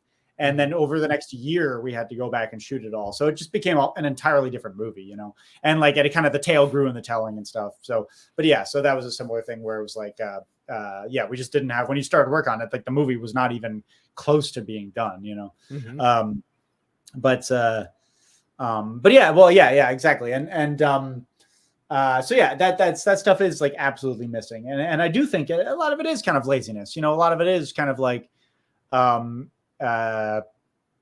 is just sort of maybe. I don't know. Maybe you would certainly know more about this than I would, but like maybe a lot of it is just kind of a lack of time, and a lack of kind of giving composers and artists kind of the space that they need to actually kind of digest some of this stuff. Absolutely. Because a lot of these scores that I hear these days sound very rushed. Mm-hmm. No, I would absolutely give it that. They sound rushed. They sound defeated sometimes. That's another thing. It's like, you'll be working on this film, you have all these great ideas, but like, I remember reading that James Newton Howard for Fantastic Beasts, he wrote 34 different variations on the theme, and everyone's like, oh my god, that's so amazing. I'm like, holy fuck, I would have quit. Like, I would never write 34 themes for you. I would have been like, find a different composer. I'm obviously not the one. It's like, you go to an Italian chef, you're like, make me sushi. You're like, well, I'm gonna try, but like, you're not gonna. Yeah. Which, we kind of, but at the same time, there is something to be said about range, and we did kind of do that with Sudbury, where it was just like, obviously, at this point, I wouldn't, working with anyone else on music would be my last fucking choice. So. You know what I mean? So like, and with Sudbury, it was just kind of like, so this isn't a DeRosa score, but like, obviously I still want you because I love working with you, and like, and I know that you like speak my language. So, but there is like, there is some value in kind of range, but no, you're right. Like you wouldn't, there is also an aspect of specialization, but anyway, I interrupted you. No, absolutely. Continue. Yeah. So it comes from specialization, and it also comes from just respect, I think, sometimes. Like, and I wasn't there when James Newton Howard wrote the score, so who knows what will happen, but I can only imagine what was happening was the director would sign off on something and then show the producer he would not sign off on. So they'll come back to the director, you have to get the director's approval, then go to the producer, and then go to the studio, and then it would bounce back. And then he would start over again. And so 34 times that happened until you get a theme that is not the original. We just talked about it too. Remember, he was given a seed, he had an amazing idea, and then they transformed it into fucking a turd. I don't know. Like, I mean, and so although it's a fine theme, I would have loved to hear his original idea or his original 2 or 3. That probably would have been the best ones. Honestly, what it comes down to is if you're not understanding the idea by that time, there's a lack of communication. And that's probably the biggest problem is communicating. And you and I have been working for so long, and we get each other a lot that we're, I'd say 9 out of 10 times we're always on point with what we're trying to see in our ideas. And it happened with Sudbury Devil. We had 5 talks, 2 hours long each, and finally when it came happen, you were like, holy shit, dude, this is it. And I'm like, wow, it is it. That worked, right? It's that first cue, I think, too, because I was like, because I wasn't sure, because I did think that it would probably take like a couple of tries to find the sound. You know what I mean? So I thought like with that first cue, I was like, which is called King Philip's War, the cue, which should fucking get all of you nerds really excited, because you should be, because this is a fucking history nerd's dream, this film. But I mean, it's with that first cue, I was kind of just like, okay, it's probably like, this is such, and it is, I mean, I find it's a very inventive score. Like I have never heard a score quite like this. Like there's elements of different influences that, we talked about, and that, just knowing you, I clearly see, but at the same time, like, it is a very inventive score. It is a truly original score. And so I wasn't quite sure what to expect, to be honest. It was kind of just like, okay, this is outside of Dillon's wheelhouse. He's a Tchaikovsky guy. He's a Danny Elfman guy. He's a John Williams guy. That's his sort of specialty. And I kind of am asking a sushi chef to make spaghetti, so like, it's sort of like, so what's going to happen? And then I've heard that first cue, King Philip's War. I was like, this is the sound. Like, I just knew it immediately. Yes, this is it, And we'd obviously talked about, on the phone, we talked about, okay, so I'm thinking kind of bones here. I'm thinking like wolf howls here. I'm thinking, gasps and weird sound effects and stuff. And so I knew this was going to be a unconventional sort of dissonant score, but kind of hearing it all kind of come together was really amazing. But it was right away. It was like, yes, this is it, and there's definitely a lot of scores, I think, that, I mean, I complained. So believe that, I don't know if you'll necessarily, this is very brave and original of me, but I complained about something on Twitter. When I watched the Obi-Wan Kenobi show, which I have absolutely no disrespect to the composer. I'm sure she's amazing. Like, I'm sure she's fucking super talented, right? Like, I'm sure it would be, she would not have that job if she were not super talented. And I guarantee, just like working for Disney, that there were probably extenuating circumstances that probably made her job harder than it had to be. You're probably holding the pencil for her. Yeah. But like, I actively hated that score. And to me, it was, I was watching that. I was like, this isn't Star Wars. I'm sorry. Like, the music is wrong. The music is wrong. Like, I mean, this is not Star Wars. Like, yeah, there's Ewan McGregor. Yeah, there's, somebody who looks like Boba Fett or whatever. There's a fucking lizard that people ride like a horse. Okay. Yeah. But like, this is not Star Wars. I'm sorry. It's just not, and because it's just, and that's the importance of scoring to anything, right? It's just like, at least for me, it's just like, I mean, movies, TV, it lives and dies by the music, truly. Absolutely. I absolutely agree. And that's another situation. Like, I mean, if I was offered that show, I would, first of all, I say yes because I'm money. Like, I was like, yes, you're going to pay me a lot of money. Yeah. I mean, well, just the prestige of, and the prestige, but knowing that, first of all, the evil empire, Disney's going to be in my, holding my pencil, writing all the notes for me practically. I'm not going to really get it. And obviously you'd be the first to know. You'd hear, be like, that's not a Dillon score. You're like, yeah, right. It's a Disney score. That's, trying to talk through me. So that's probably exactly what happened. I mean, honestly, no, I think the only composer who gets to do what they want is John Williams. He is a god. Like, and then you have Hans Zimmer, who's probably the godfather of all scores and stuff. But like, and that's why Hans Zimmer says, if I can't do the job, I call John Williams, because he is still like a rare talent who has so much skill and knowledge, And that's another thing. It's like, I feel like some of these composers, they come in and they're excited, but they don't really understand story. I don't know about this composer. I'm not trying to put the Obi-Wan composer down. I have no idea. Sure. Yeah. But they come into this and they're not trained to do this. And they're asked, we need a Star Wars score like John Williams. They're not trained like John Williams. No one is today. I'm not. It's not fair. I would love to be John Williams, but I'm not trained like he is. He grew up playing. I mean, his dad was a violinist in the pit band, the orchestras, and then he was a pianist. I forgot he played on a favorite, but he was a pianist in the orchestra as well. So he grew up in film score, and then guess what? He was taught by Bernard Herrmann and Alfred Newman, and these were his friends, his colleagues. His colleagues was Jerry Goldsmith. So it's like, could you imagine? Yeah, exactly. When you're a small skinny shrimp and you're working out with like Arnold Schwarzenegger, all these buff guys and stuff, you do better. You want to work out, you want to get buff. Exactly. And that was John Williams. And that's why he's probably so humble. He doesn't think he's that good. But the problem is no one is taught like you anymore. So you are that good. You're the last of your kind. And also, John Williams, if you're ever listening to this, you should teach someone and write down a book because you're a dying breed. You're a dinosaur, and we want to know your secrets before you croak. Like, I'm just exactly. Because and that's what I'm spending my lifetime trying to, and through your work, that's what I love writing the work you do, is because I'm trying to refine that lost element that commerce practically and corporations and Disney have destroyed out of the film composers, because we all want to write art. I'm pretty sure this Obi-Wan composer wanted to do an amazing job, but when you have the deadlines and the corporations, and then also you see in the credits, guys, you're going to see 1,000 assistants probably, and those technical score engineers and arrangers, they're writing the score too. They're just getting bullshit credits so they don't get paid as much for royalties. That's the truth.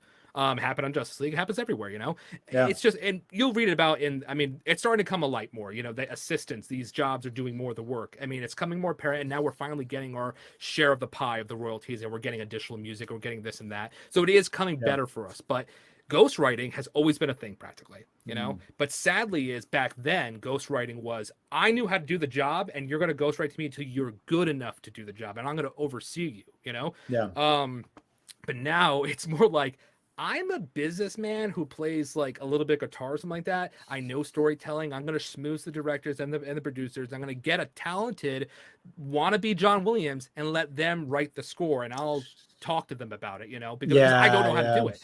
And that's how it's done, unfortunately, I mean, and I'm not trying to put people down like that in a sense, but that's most of the world in Hollywood at the moment. And it's also time spent too. Like, they're not trained orchestral people, and then they're being asked to write like John Williams. So it's not their fault. They got to get the job done. And exactly. It's a dog-eat-dog world. Why would you say no to a job? Why would I say no to working on Obi-Wan? Even though Disney's going to run my music, but you got to, get. I mean, at the very least, it's like, even if you crash and burn, that looks so good on a resume. Like, I mean, she's getting, I think, was it Natalie Holt? She's doing Loki as well. Like, I mean, she's doing, I'm not I think sure that was her, right? She's doing both those shows. So like, I think started. So. Exactly. No, I mean, exactly. Like, I'm sure that like, and again, no disrespect, I'm sure she's great. I'm sure we would, I'm sure if she were on the stream, we would all be agreeing, like having a great time. And I'm sure she's smart and talented. She's got a contract, probably. She probably wouldn't say much. That's just true. Like slightly nod. Signed an NDA. Yeah. Yeah. But but it's true. Well, and hopefully kind of the events this summer, I mean, it does seem like the entertainment industry has just been like undergoing this huge sea change this summer that hopefully will lead to more equitable treatment, more fair treatment, less nepotism, less corporate meddling, and more kind of creation of art, because it's art. Yeah, and ultimately, it's like the blockbuster era, the movies that we grew up on, the Spielberg movies, the Lucas movies, the De Palma and the Coppola movies, they were all artsy, pretentious assholes doing the like, fuck you, I'm going to do what I want, I'm going to make my art. And just for whatever reason, like a few of those movies really connected to people, and that's how the blockbuster era started. Was like, again, it was sincerity. It was genuine. It came from a genuine place of art. It wasn't just like, well, this thing was popular 30 years ago, let's just do that. Yeah. Or or in the terms in chance music, it's like or in the case of music, sorry. Yeah, just like okay, yeah, I know you prog music is your thing, but we need you to do John Williams. Yeah, that you got to find the right person for the job, and you have to kind of give them the space they need to do their thing, Absolutely. But honestly, yeah, and that's honestly kind of been like, even though, again, change, having your kind of distribution point be social media, be YouTube, has all sorts of other problems, especially related to commerce and capitalism associated with it, that make it deeply unpleasant and problematic. But at the same time, like, I am literally just some guy, you know what I mean? Like I made some stupid Civil War videos and people liked them, and now I make a living at this, and not only that, but I'm able to find an audience that trusts me enough that I can be like, here's a detective web series. I know, right? Wasn't one like that. What? You know what I mean? Seriously though, and the fact that all credit to all you guys watching, to my audience, like they're willing to like go there with me, And they want to see more. And a lot of YouTubers are terrified of their audiences. They're terrified of upsetting them. They're terrified of not giving them what they want, because it all seems very precarious, where at the same time, whereas I've just been like, oh, you guys like the Civil War videos? Too bad. Here's a fucking Maltese Falcon spoof. Fuck you, you're gonna like it, and they're like, sure, you know what I mean, like it's, okay. You know what I mean, but obviously not. I'm not that hostile, but I do just make whatever shit I want to make, and and people are kind of willing to go with me, and I think is, even though I'm not making millions of dollars, and I'm not making anyone millions of dollars, or anything like that, I think it's like the fact that I have a pretty comfortable middle class living off of this thing. Just kind of proves that like people are hungry for just original shit, and just for like artists just kind of doing their thing. I don't know. I think that's like, because certainly you're not fucking finding that in the movie theater these days. No, absolutely not. Well, because it comes down to making money. Like they'll nickel dime everything. Like, ooh, if we have long hair versus short hair, or honestly, what's the color of their skin or their race now? Like, I mean, they're pinpointing exactly what's going to make them money. Well, if we got to appeal to those hipsters, it's like, it's exactly what it is. But and it used to be just what you said. And you were clear to a few films, because I want to be clear on that. But like, it's just somebody with a camera who's like, I'm gonna do whatever the fuck I want. And a few of their films were like, that's Academy Award winning. That's fucking amazing. Like, exactly. Like, okay, I could pass. But that's the thing. We blew money on those films. No one cared, but then the Academy Award films came out, and so it's like, let the artist be the art, and that's why our relationship has thrived so well, is because we see each other's art, our vision, and we let each other like grow. And I mean, dude, you give me a playground, you let me play, and you let me like sometimes escape the playground. You're like, okay, Dylan, come back.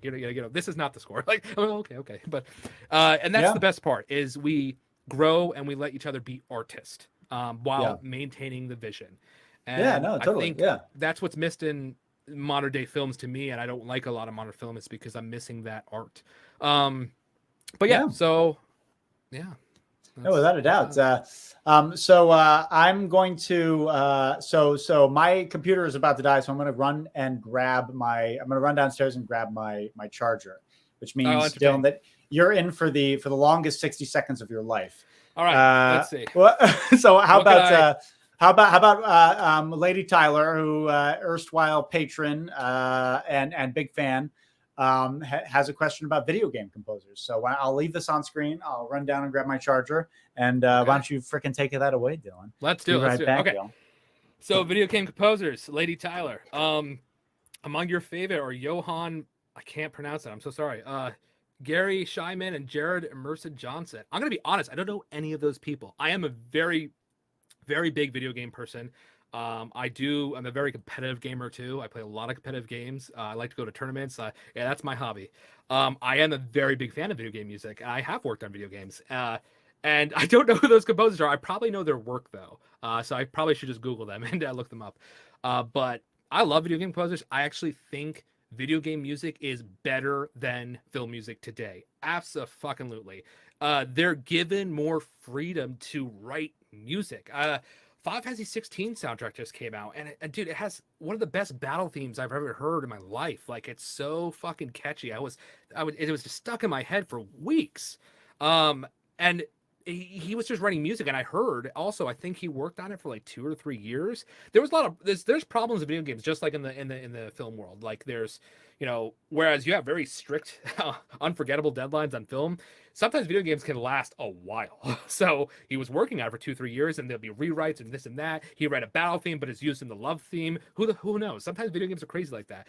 But the difference is they get to write music. They get to develop the themes, and not being like, okay, I'm going to have this theme for 2 seconds and then cut, we're on a different scene, because there's such fast editing today in movies, or you've got a director or producer or studio hounding on you. I don't like that. No, I don't like that instrument. You got to change this to that. It's not really like that in video games. For the most part, it's like, if you nail the idea, the theme, the emotion, they love it and they let you write.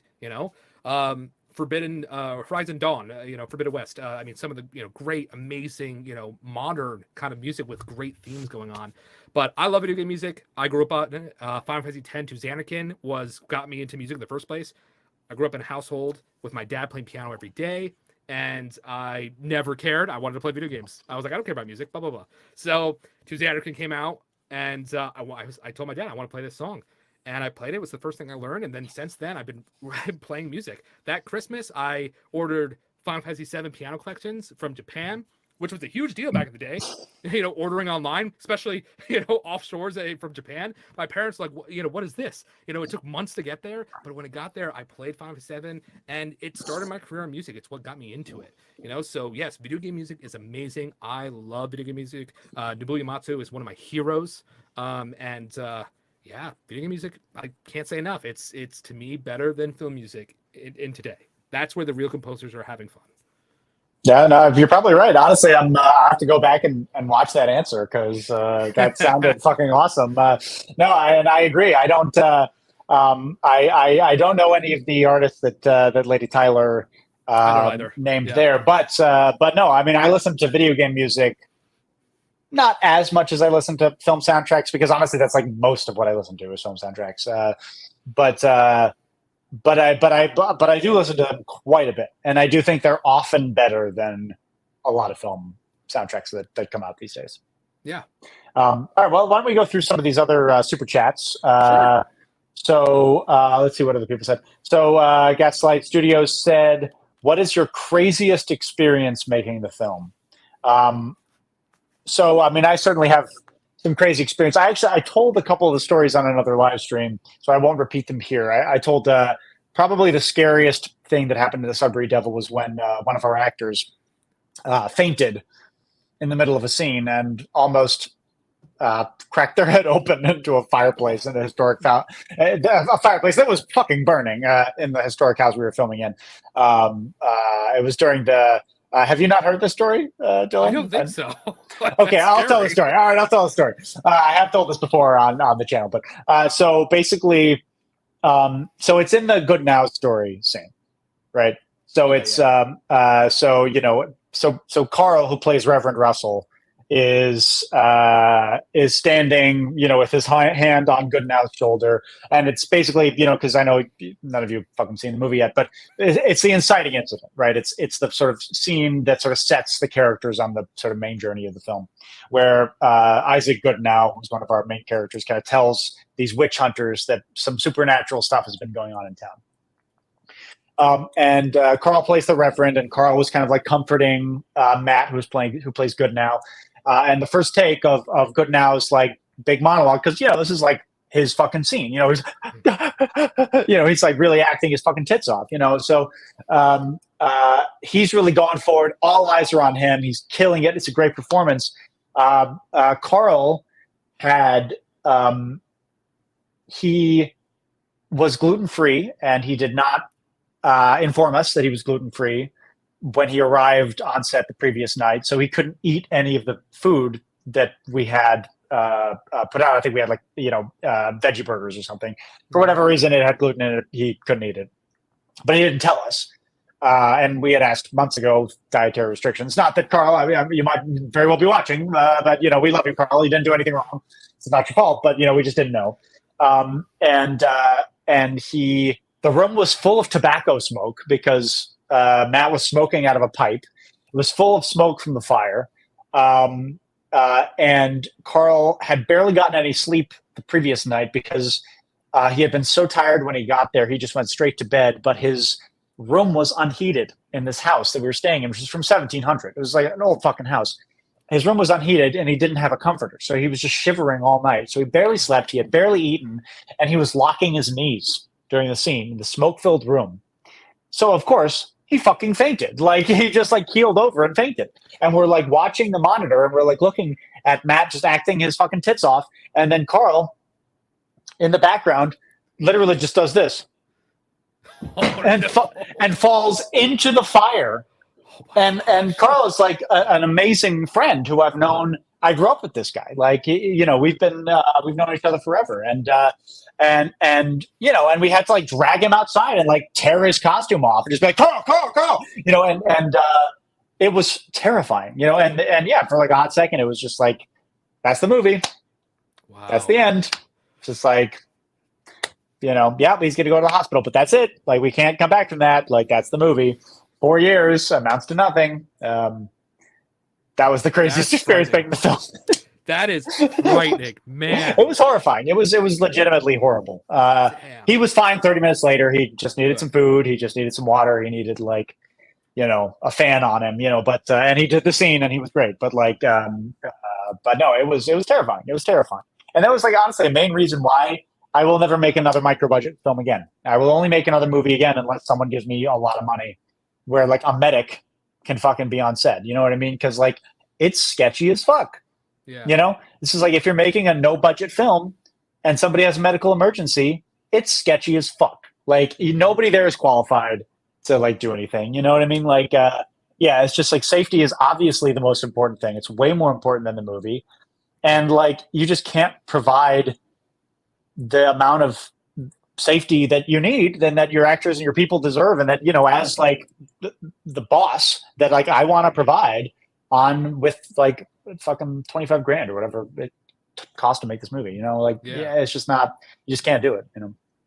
I feel it, man. That must have been scary. Yeah, it really was. It was awful. Well, what was the craziest experience making the score? Oh, all right. Before I say, I want to tell you a funny story, just to maybe relieve the tension. I had a fainting accident once, not with me personally. I was accompanying the choir for I used to accompany the choir in high school for my choir teacher, and so I was accompanying the choir, and a girl fainted. It was so hot in the auditorium, she fainted, and everyone starts rushing over, and medic is coming, and here I am. I just keep playing, and finally my teacher's like, "Dillon, shut it! Stop!" And I'm like, what happened? I had no idea. It was so zoned in, man. I felt so bad. Oh my god. Oh man. So just know when I'm in my groove, no one. Oh yeah, no, yeah, nothing can. Yeah, exactly. If it was my monologue, I would have kept going, man. Yeah. Oh yeah. But scariest part of the score. Man, honestly, man, this was a very hard 2 months. We've talked about it's very non-traditional Dillon score. It was me really finding myself. It was also a thesis to my boss. My boss has taught me a lot this past 2 years working with him because it's Nathan Whitehead. He wrote the Purge movies, so he's very familiar with this kind of like horror, tense, thriller kind of sound, and so I've learned a lot from him. And so this was almost my homage and thesis to him, what I've learned in the past 2 years, and also me exploring. We've talked about a bunch of ideas, so it was me getting out of my element, but also keeping that thread. And as you said, you've known my music for a long time. You can hear when I'm being Dillon, DeRosa, and it's my little theme, or I'm messing with the way I like to do stuff. But it's also a very original score. And that what was scary. It's like being original is very hard. Yeah. And if anybody is an aspiring film composer in a sense, and you happen to, because the most tried and true way, I guess, of being a film composer is being an assistant and learning and doing this and getting credits and eventually getting into those bigger projects. So the problem with being assistant that nobody talks about, which is a talk that I always like to talk about, is being an assistant. You don't get to play the most important role, is being the originality, being the idea person. It's talking with the director and creating the world of the sound. And so the happenstance that we just fell on the sound of it and it worked out, like you said, you were prepared, and I was prepared. All right, we're gonna have like 10 different versions, but we got to nail the sound of the film before we keep going, exactly. But we landed. It's almost like we landed on the shores of Barbados, and we were there. Exactly. And we were ready to explore the Amazon jungle, if there's and it was the New England jungle, the jungles of Sudbury, the jungles of suburban Boston. And it was also your score is not like it was not like the temp, right? Like the temp was maybe a similar tone, right? Like emotionally it was similar, but it was very different. It wasn't just like, it wasn't kind of like, oh, I held your hand and like the temp was kind of what you did, it's very different from the temp. And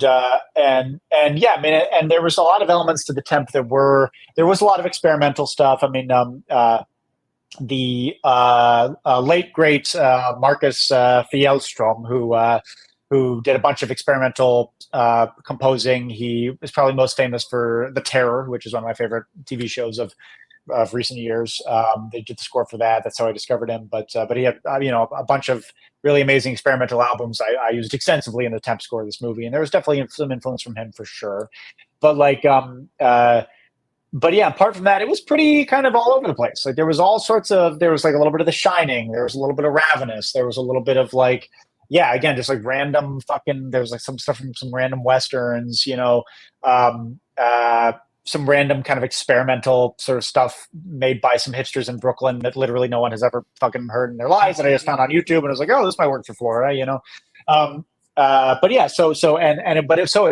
it was a very scattershot temp, but the way that you like kind of took those emotional qualities and were true to those emotional qualities of the scene, but then also really made it your own, and it made it cohesive, made it like a unified sound that all kind of played together in a way that, I was excited to release the album today, was that I think just as an album, it's like really awesome. It's just like very listenable just as an album, just divorced from the movie, just as an album.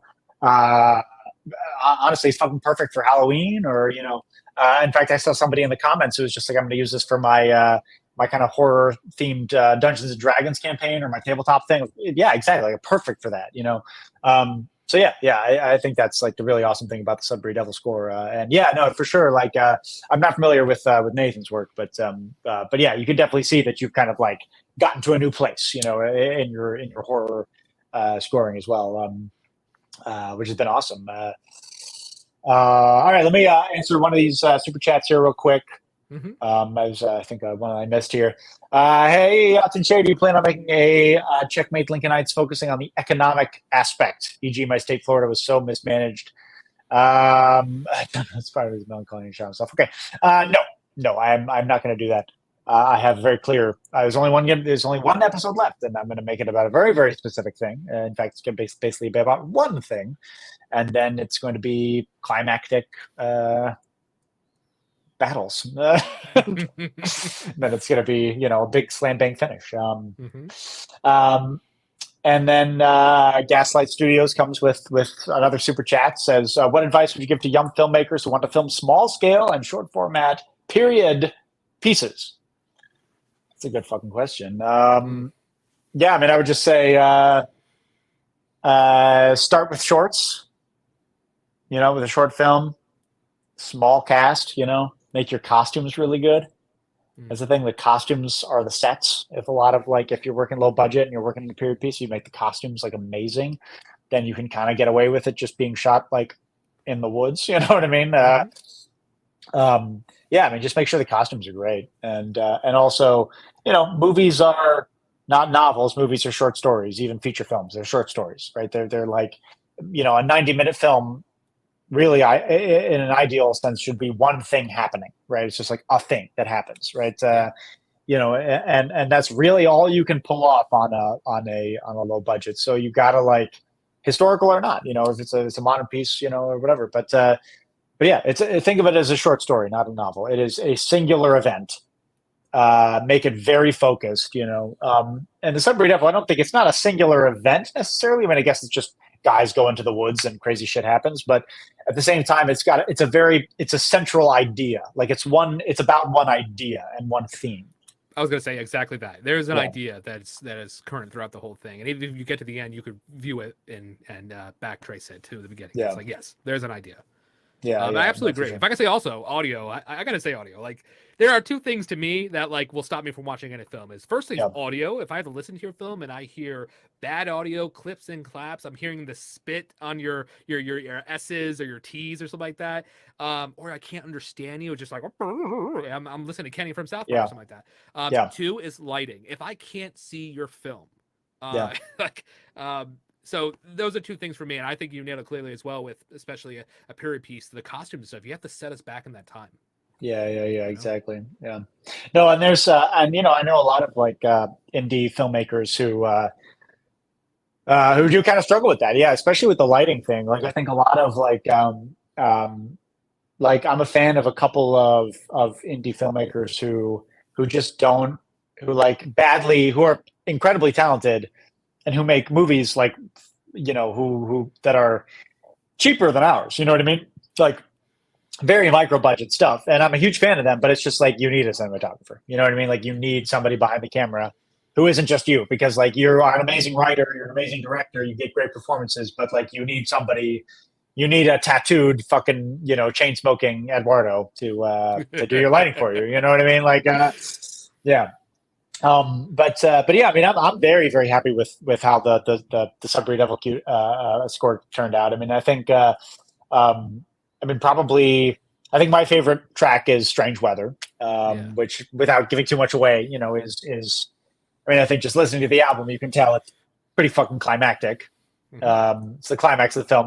So let us know, like, how did you kind of land on that, on that cue, Dillon? Like, it's like a very simple arrangement of dum, dum, dum, dum. They kind of repeats and repeats and repeats.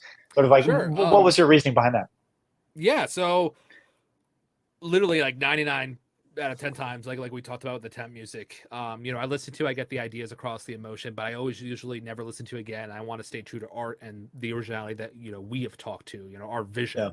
The temp is more like a course correction if something is really off, and that was a piece where I remember we listened to it, and I remember getting to that piece, and it was the oh shit moment. I finally arrived to the scariest moment in the film. Was like, I don't know how I'm going to write a 9-minute cue. These are long cues when it comes to film, and it was a scary moment. This is the climax of the film with all the stuff happening in the scene without revealing anything. This is a very important moment, and there's a lot going on.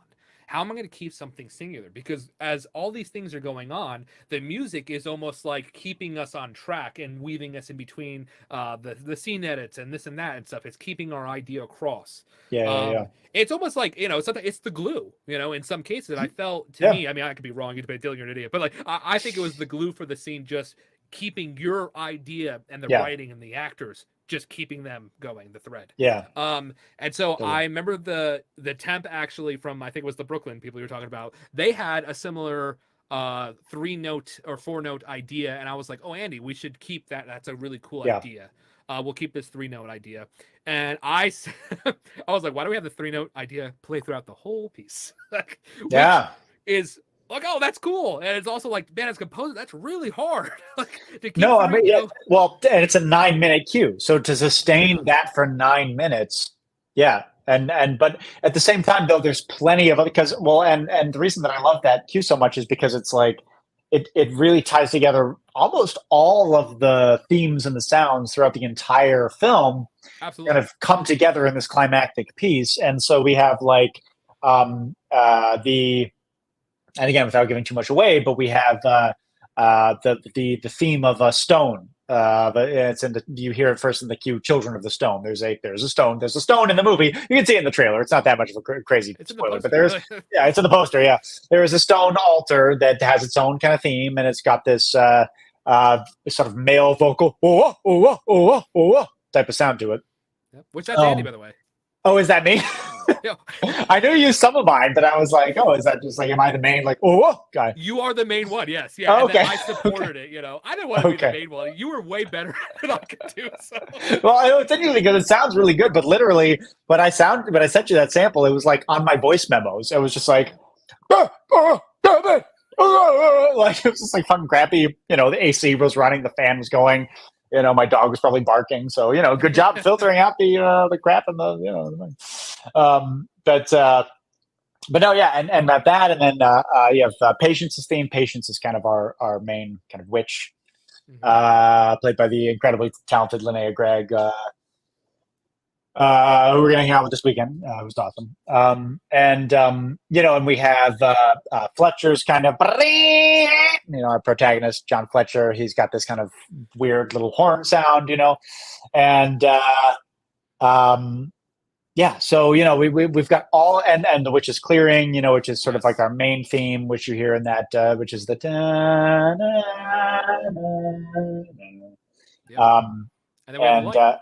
And yes, exactly, and the light, which you also see in the trailer, so not a huge spoiler, but yeah, it's all kind of comes together in that final kind of cue, and it's just so big and so epic, and it does sort of, and the female vocals especially, like in those last sort of climactic, it's witchy as fuck, man. It's very Halloweeny, it's very witchy. It really kind of like just it's very true to the genre in a way that honestly I've like not seen that much before. You know what I mean? Because there have been plenty of witch movies, especially recently after the financial success of The Witch, of the Robert Eggers movie, you know, which we certainly, you know, the marketability of our film is, you know, very much riding on Robert Eggers' coattails there.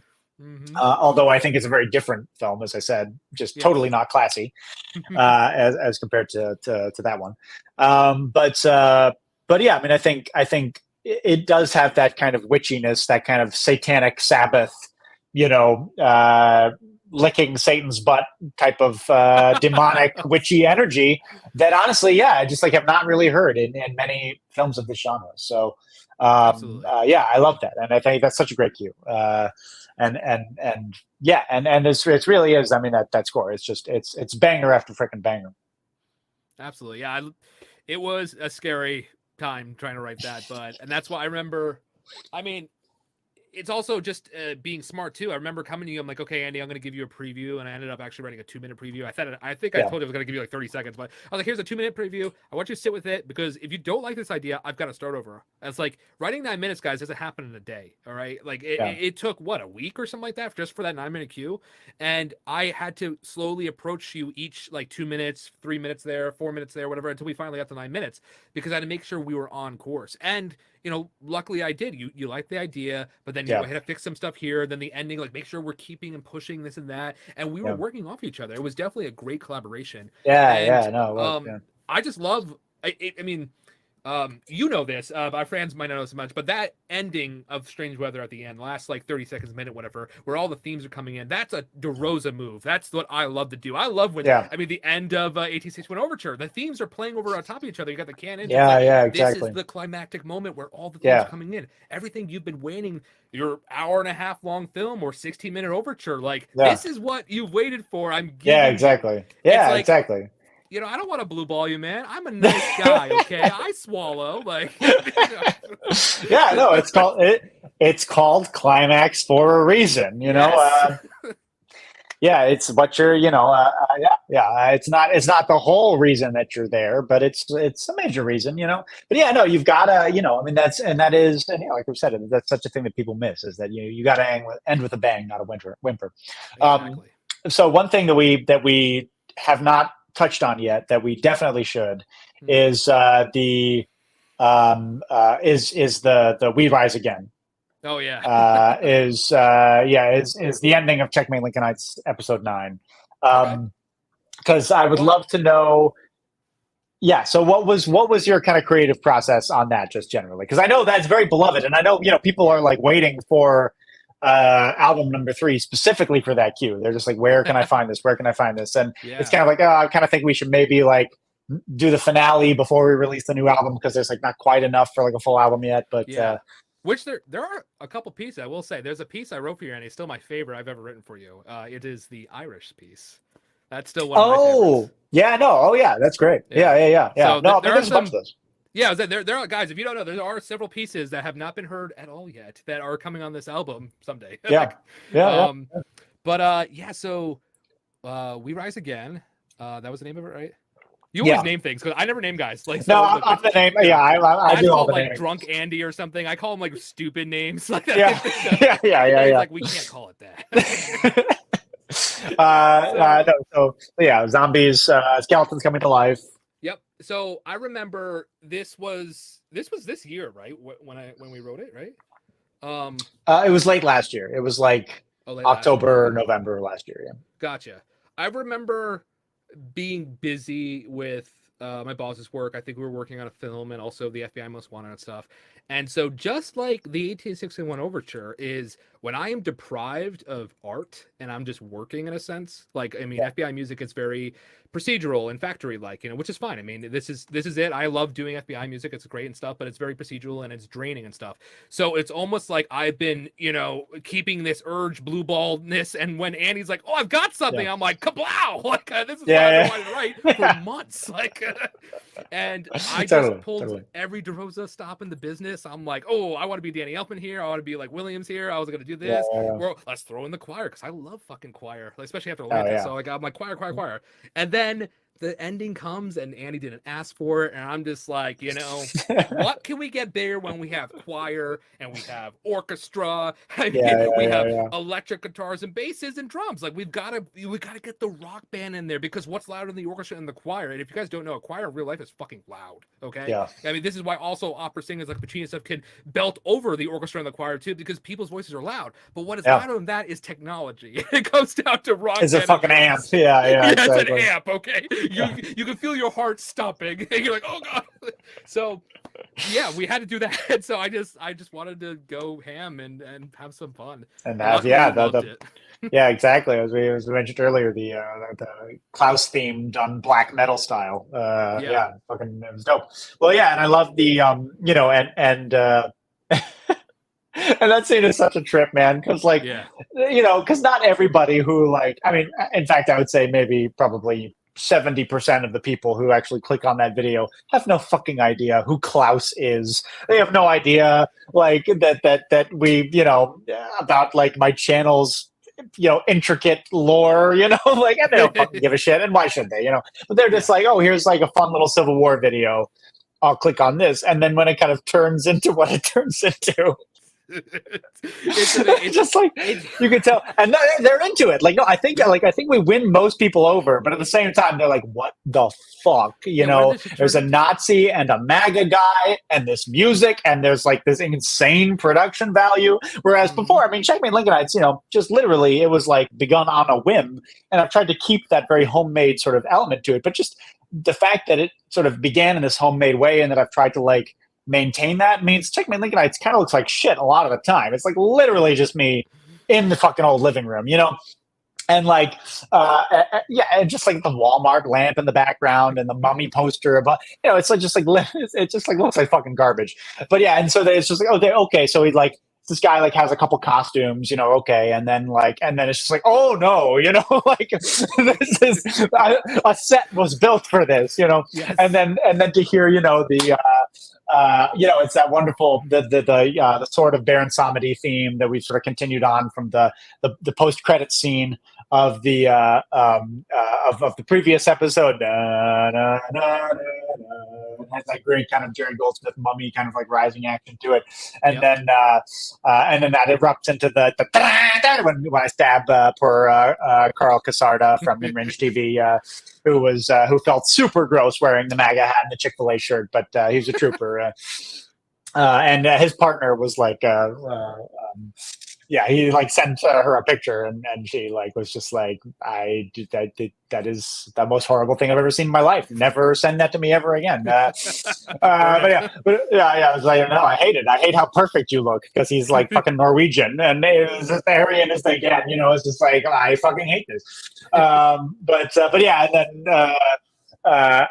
You know, and then we sort of begin the resurrection, and yeah, that just like continues on, and it's just like it's this great, like, because I know the references we were, and you know, sort of Klaus's theme is mixed up in there and stuff, but I know some of the references we were looking at was that one Elfman track off of the Army of Darkness soundtrack, which is I think March of the Dead or something. How does that go? It's like something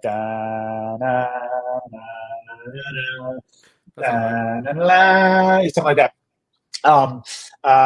And then I think The Mummy as well was, you know, another great influence, and Game of Thrones, the the burning down the wall thing.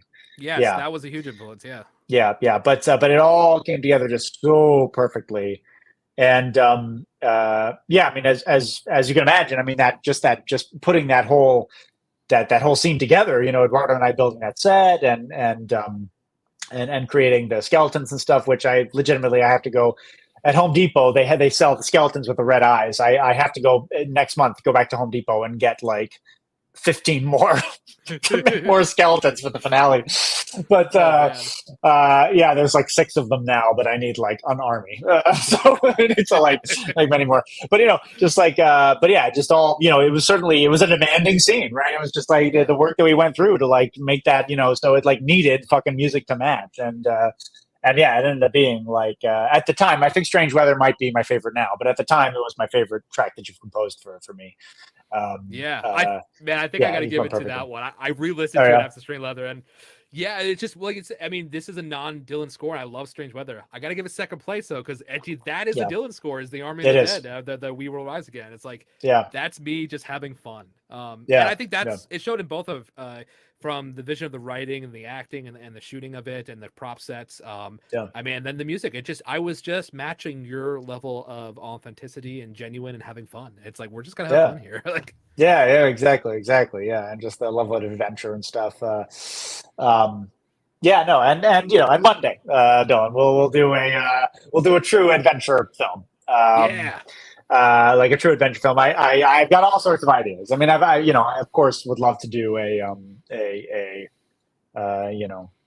Mummy, Indiana Jones set in the modern day, but instead of but it's Hobby Lobby. Because did you hear about that? Hobby Lobby like stole a bunch of ancient artifacts, biblical artifacts. No, that's hilarious. Yeah, it's a whole thing. So Hobby Lobby got like fined millions of dollars by like a federal court because the owners of Hobby Lobby are fundamentalist Christians who own a museum of the Bible where they have a bunch of ancient artifacts. So they basically illegally bought ancient Sumerian artifacts on the black market and smuggled them into the United States illicitly. I've always wanted to do, you know, and Frozen 50s Man, of course, sort of touches on this, but I've always wanted to do kind of modern day Nazi archaeology adventure movie. You know what I mean? Where it's instead of the SS, it's the Proud Boys. Who are the goons who are getting machine gunned by the heroes. Yeah. But I would love to do a Hobby Lobby is trying to steal some magical ancient Sumerian artifact, and our heroes have to battle them and the Proud Boys and neo Nazis and Patriot Front and stuff. And they'll be trying to resurrect Hitler or something, and Hitler will come back as a mummy, and it'll be like the end of the Mummy, where Pharaoh's soldiers come back, and they're all fighting Brendan Fraser, but they all be these SS officers with Mummy Hitler. And brilliant. and all the OG resurrected Nazis will immediately murder all of the new internet Nazis because they're no longer of any use to them. So they'll just immediately portray them and then try to take over the world on their own. But yeah, I don't know who would give us some money for that. Oh, but I don't know. I think it would strike a chord with the youth. I think it would be great. That's Academy Awarding right there. Probably wouldn't make any money, but we would awards. It would win some awards. I don't know about Academy Awards, but no, I would love to. I mean, I would love to do a like a true adventure film with, and we'll kind of do it with Checkmate Lincolnites with the finale. But we got to get a budget one of these days, Dillon. We got to get a big budget one of these days. We're just gonna keep going, man. We just got to keep going. Yeah. We just we got to keep working at it, and And then as soon as we get that, that $20 million, then I'll immediately forget about all of you watching. My YouTube audience, I'll just totally forget about you. Fuck you. No more Checkmate Lincolnites, no more nothing. And I'll just go for Hollywood and I'll go for the stars. No, I will never do it. I will never be a commercially successful artist. I'm going to tell you that right now. But I do hope at least once to make an expensive adventure movie with a Dillon DeRosa score. That would be amazing. That would be fucking amazing. Yeah. Who knows? Crazy things have happened. Maybe if Sudbury Devil is a hit, then who's to say? I think it's honestly looking pretty promising. So. Absolutely, man. I just keep thinking about that, like when we first met from Alien Baby, and then in Wildwood had like you said, 2 theater like things, and then it was just so like see Sudbury Devil now, like it's being blasted everywhere. I'm like, holy shit, this is incredible. I know, yeah, it's amazing. Yeah, it is a dream come true. I mean, and it's going to be so incredible to finally meet in person. Yes, after all these years in just a couple days. And at the premiere, it's going to be awesome. But that seems like we maybe have reached a pretty solid stopping point. So let me just make sure that we're caught up on our super chats here. Speaking of the Oscars, Gaslight Studio says, and the Oscar goes to the Sudbury Devil. Very doubtful, nearly impossible, but I appreciate the sentiment. Charlie says, growing up, I thought the Civil War was about slavery, but a Peacock show, Ancient Aliens, used primary sources and academic peer review to prove aliens were involved. You've convinced me. me. Veritas Knight, another erstwhile patron of mine, Patreon supporter. Dillon, thanks for the banger scores you've composed. Checkmate theme rocks. Can you list off 5 to 10 songs to be the theme of your perfect Sunday? Oh shit! Oh my God, you're a lifestyle YouTuber now. Wow, okay, well, it's gonna be Romeo and Juliet Overture by Tchaikovsky. It's my island piece. Like, I mean, I could listen to this piece any day of my life. It's perfect by every sense of the book for me. After that, let's see. I love shit. This is hard. Like, you need 5 to 10. 5 to 10, man. I gave you one. Is that no? Okay, just ignore it. Just ignore it. Just ignore it. Just don't answer the question. No. When you write music all day, like, and then you work for music, it's like the last thing you want to do is listen to music. So, it's interesting how that works, though. Yeah, it is. Right? Yeah, I mean, I barely watch YouTube videos anymore. Yeah, I watch my friends, and I also watch like random clips. Yeah. Of just like from movies or whatever, like I rarely watch like actual YouTube videos from people who aren't like my actual friends who are like, oh, I wonder, what my buddy Carl did today, what my buddy Justin did today, but like other than that, it's like, no, fucking, Absolutely. Yeah, no, it's man, it's tough. I can't. I don't know. It's hard. The ending of ET, that whole flying bicycle sequence into the ending and stuff. That's also a genius moment of someone just writing their craft and a director letting them do what they had to do. Yeah. And honestly, it's how I felt like in Stranger Weather. It's like you're just letting me, you're keeping me within the bounds of the scene, letting me flow, but you're giving me the time to work and create art.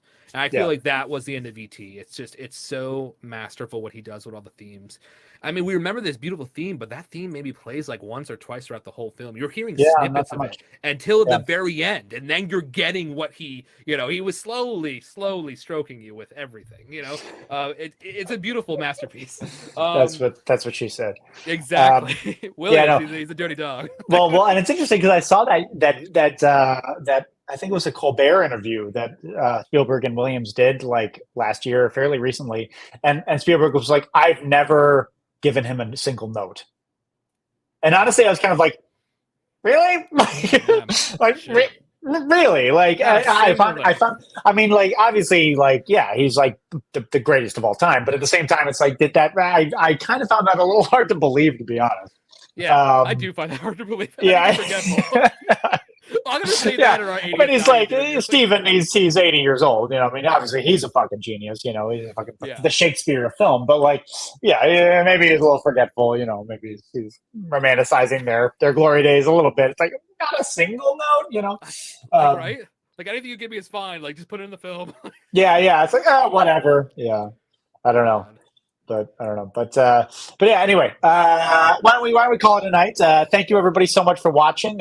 Just to remind everyone, our film, The Sudbury Devil, is premiering on Saturday in just 2 days now, and there is roadshow screenings in America and Australia. Hopefully, we'll actually probably have one or two in the UK as well. But the roadshow screenings are all across the country. A full list is on my website, Atun-Shei under the movies tab. Buy a ticket. Also, streaming. We don't have a streaming deal set up yet, but there will be an opportunity to stream the movie early that I'm going to announce on Monday in a one night only event, but you'll just have to wait and see what that is. There's going to be a new video on Monday, a history video going into stuff about the movie, and there will be a relevant announcement there. And also, if you haven't seen it already, the soundtrack of The Sudbury Devil came out today. It is out there. It's on YouTube on my channel in a single playlist, no ads after the beginning, so you can just listen to it all the way through. It's on Spotify. It's on Apple TV. Please see the amazing work that Dillon has done on this film. I seriously think it is his best yet. And for those of you who disagree and think that the ending of that we rise again with the zombies and Confederate Army of the Dead was better, that will come soon. We will next year. We will release another album, and that will come soon. But in any case, follow Dillon. Tell them where they can follow you on social media and all that. Fucking shit. I mean, Dillon DeRosa, I think, or Dillon M. DeRosa. I like to put my middle initial because I'm fancy. I don't know. I make all my directors like, you forgot the middle initial. Like I want it in there. I started. It's Dillon M. DeRosa. Like they better say when I win my second Academy Award. They're just like, like Ed DeRosa. It's not my fucking name. Fix it. Like, I'm not walking up. Yeah, just yeah. But yeah, so just Dillon DeRosa or Dillon M. DeRosa. It's one of those. But yeah, DillonDeRosa.com. You can find all my stuff, all my boring, music. It's not boring. It's amazing. He's underselling himself. But yeah. So yeah, please listen to all this, to all Dillon stuff. And yeah, I'm so glad that you guys, everybody out there, those of you watching live and also who are going to watch the VOD later, got to meet him, because he's such a huge part of the channel and such a huge part of all of your favorite, stupid little internet videos. No, that sounded super condescending. I love my work. I do. I'm a fan as well. It's not like. Please stop asking for more work. I don't want to. Yeah, no, I'm not. Sorry, I've had a couple of Trulies. On Saturday. There will be a lot more on Saturday. But anyway, I'm so glad you guys got to meet him and got to hear some of the process and the work. So let's call it a night. All right, thank you, Andy. Good night, everybody. Good night.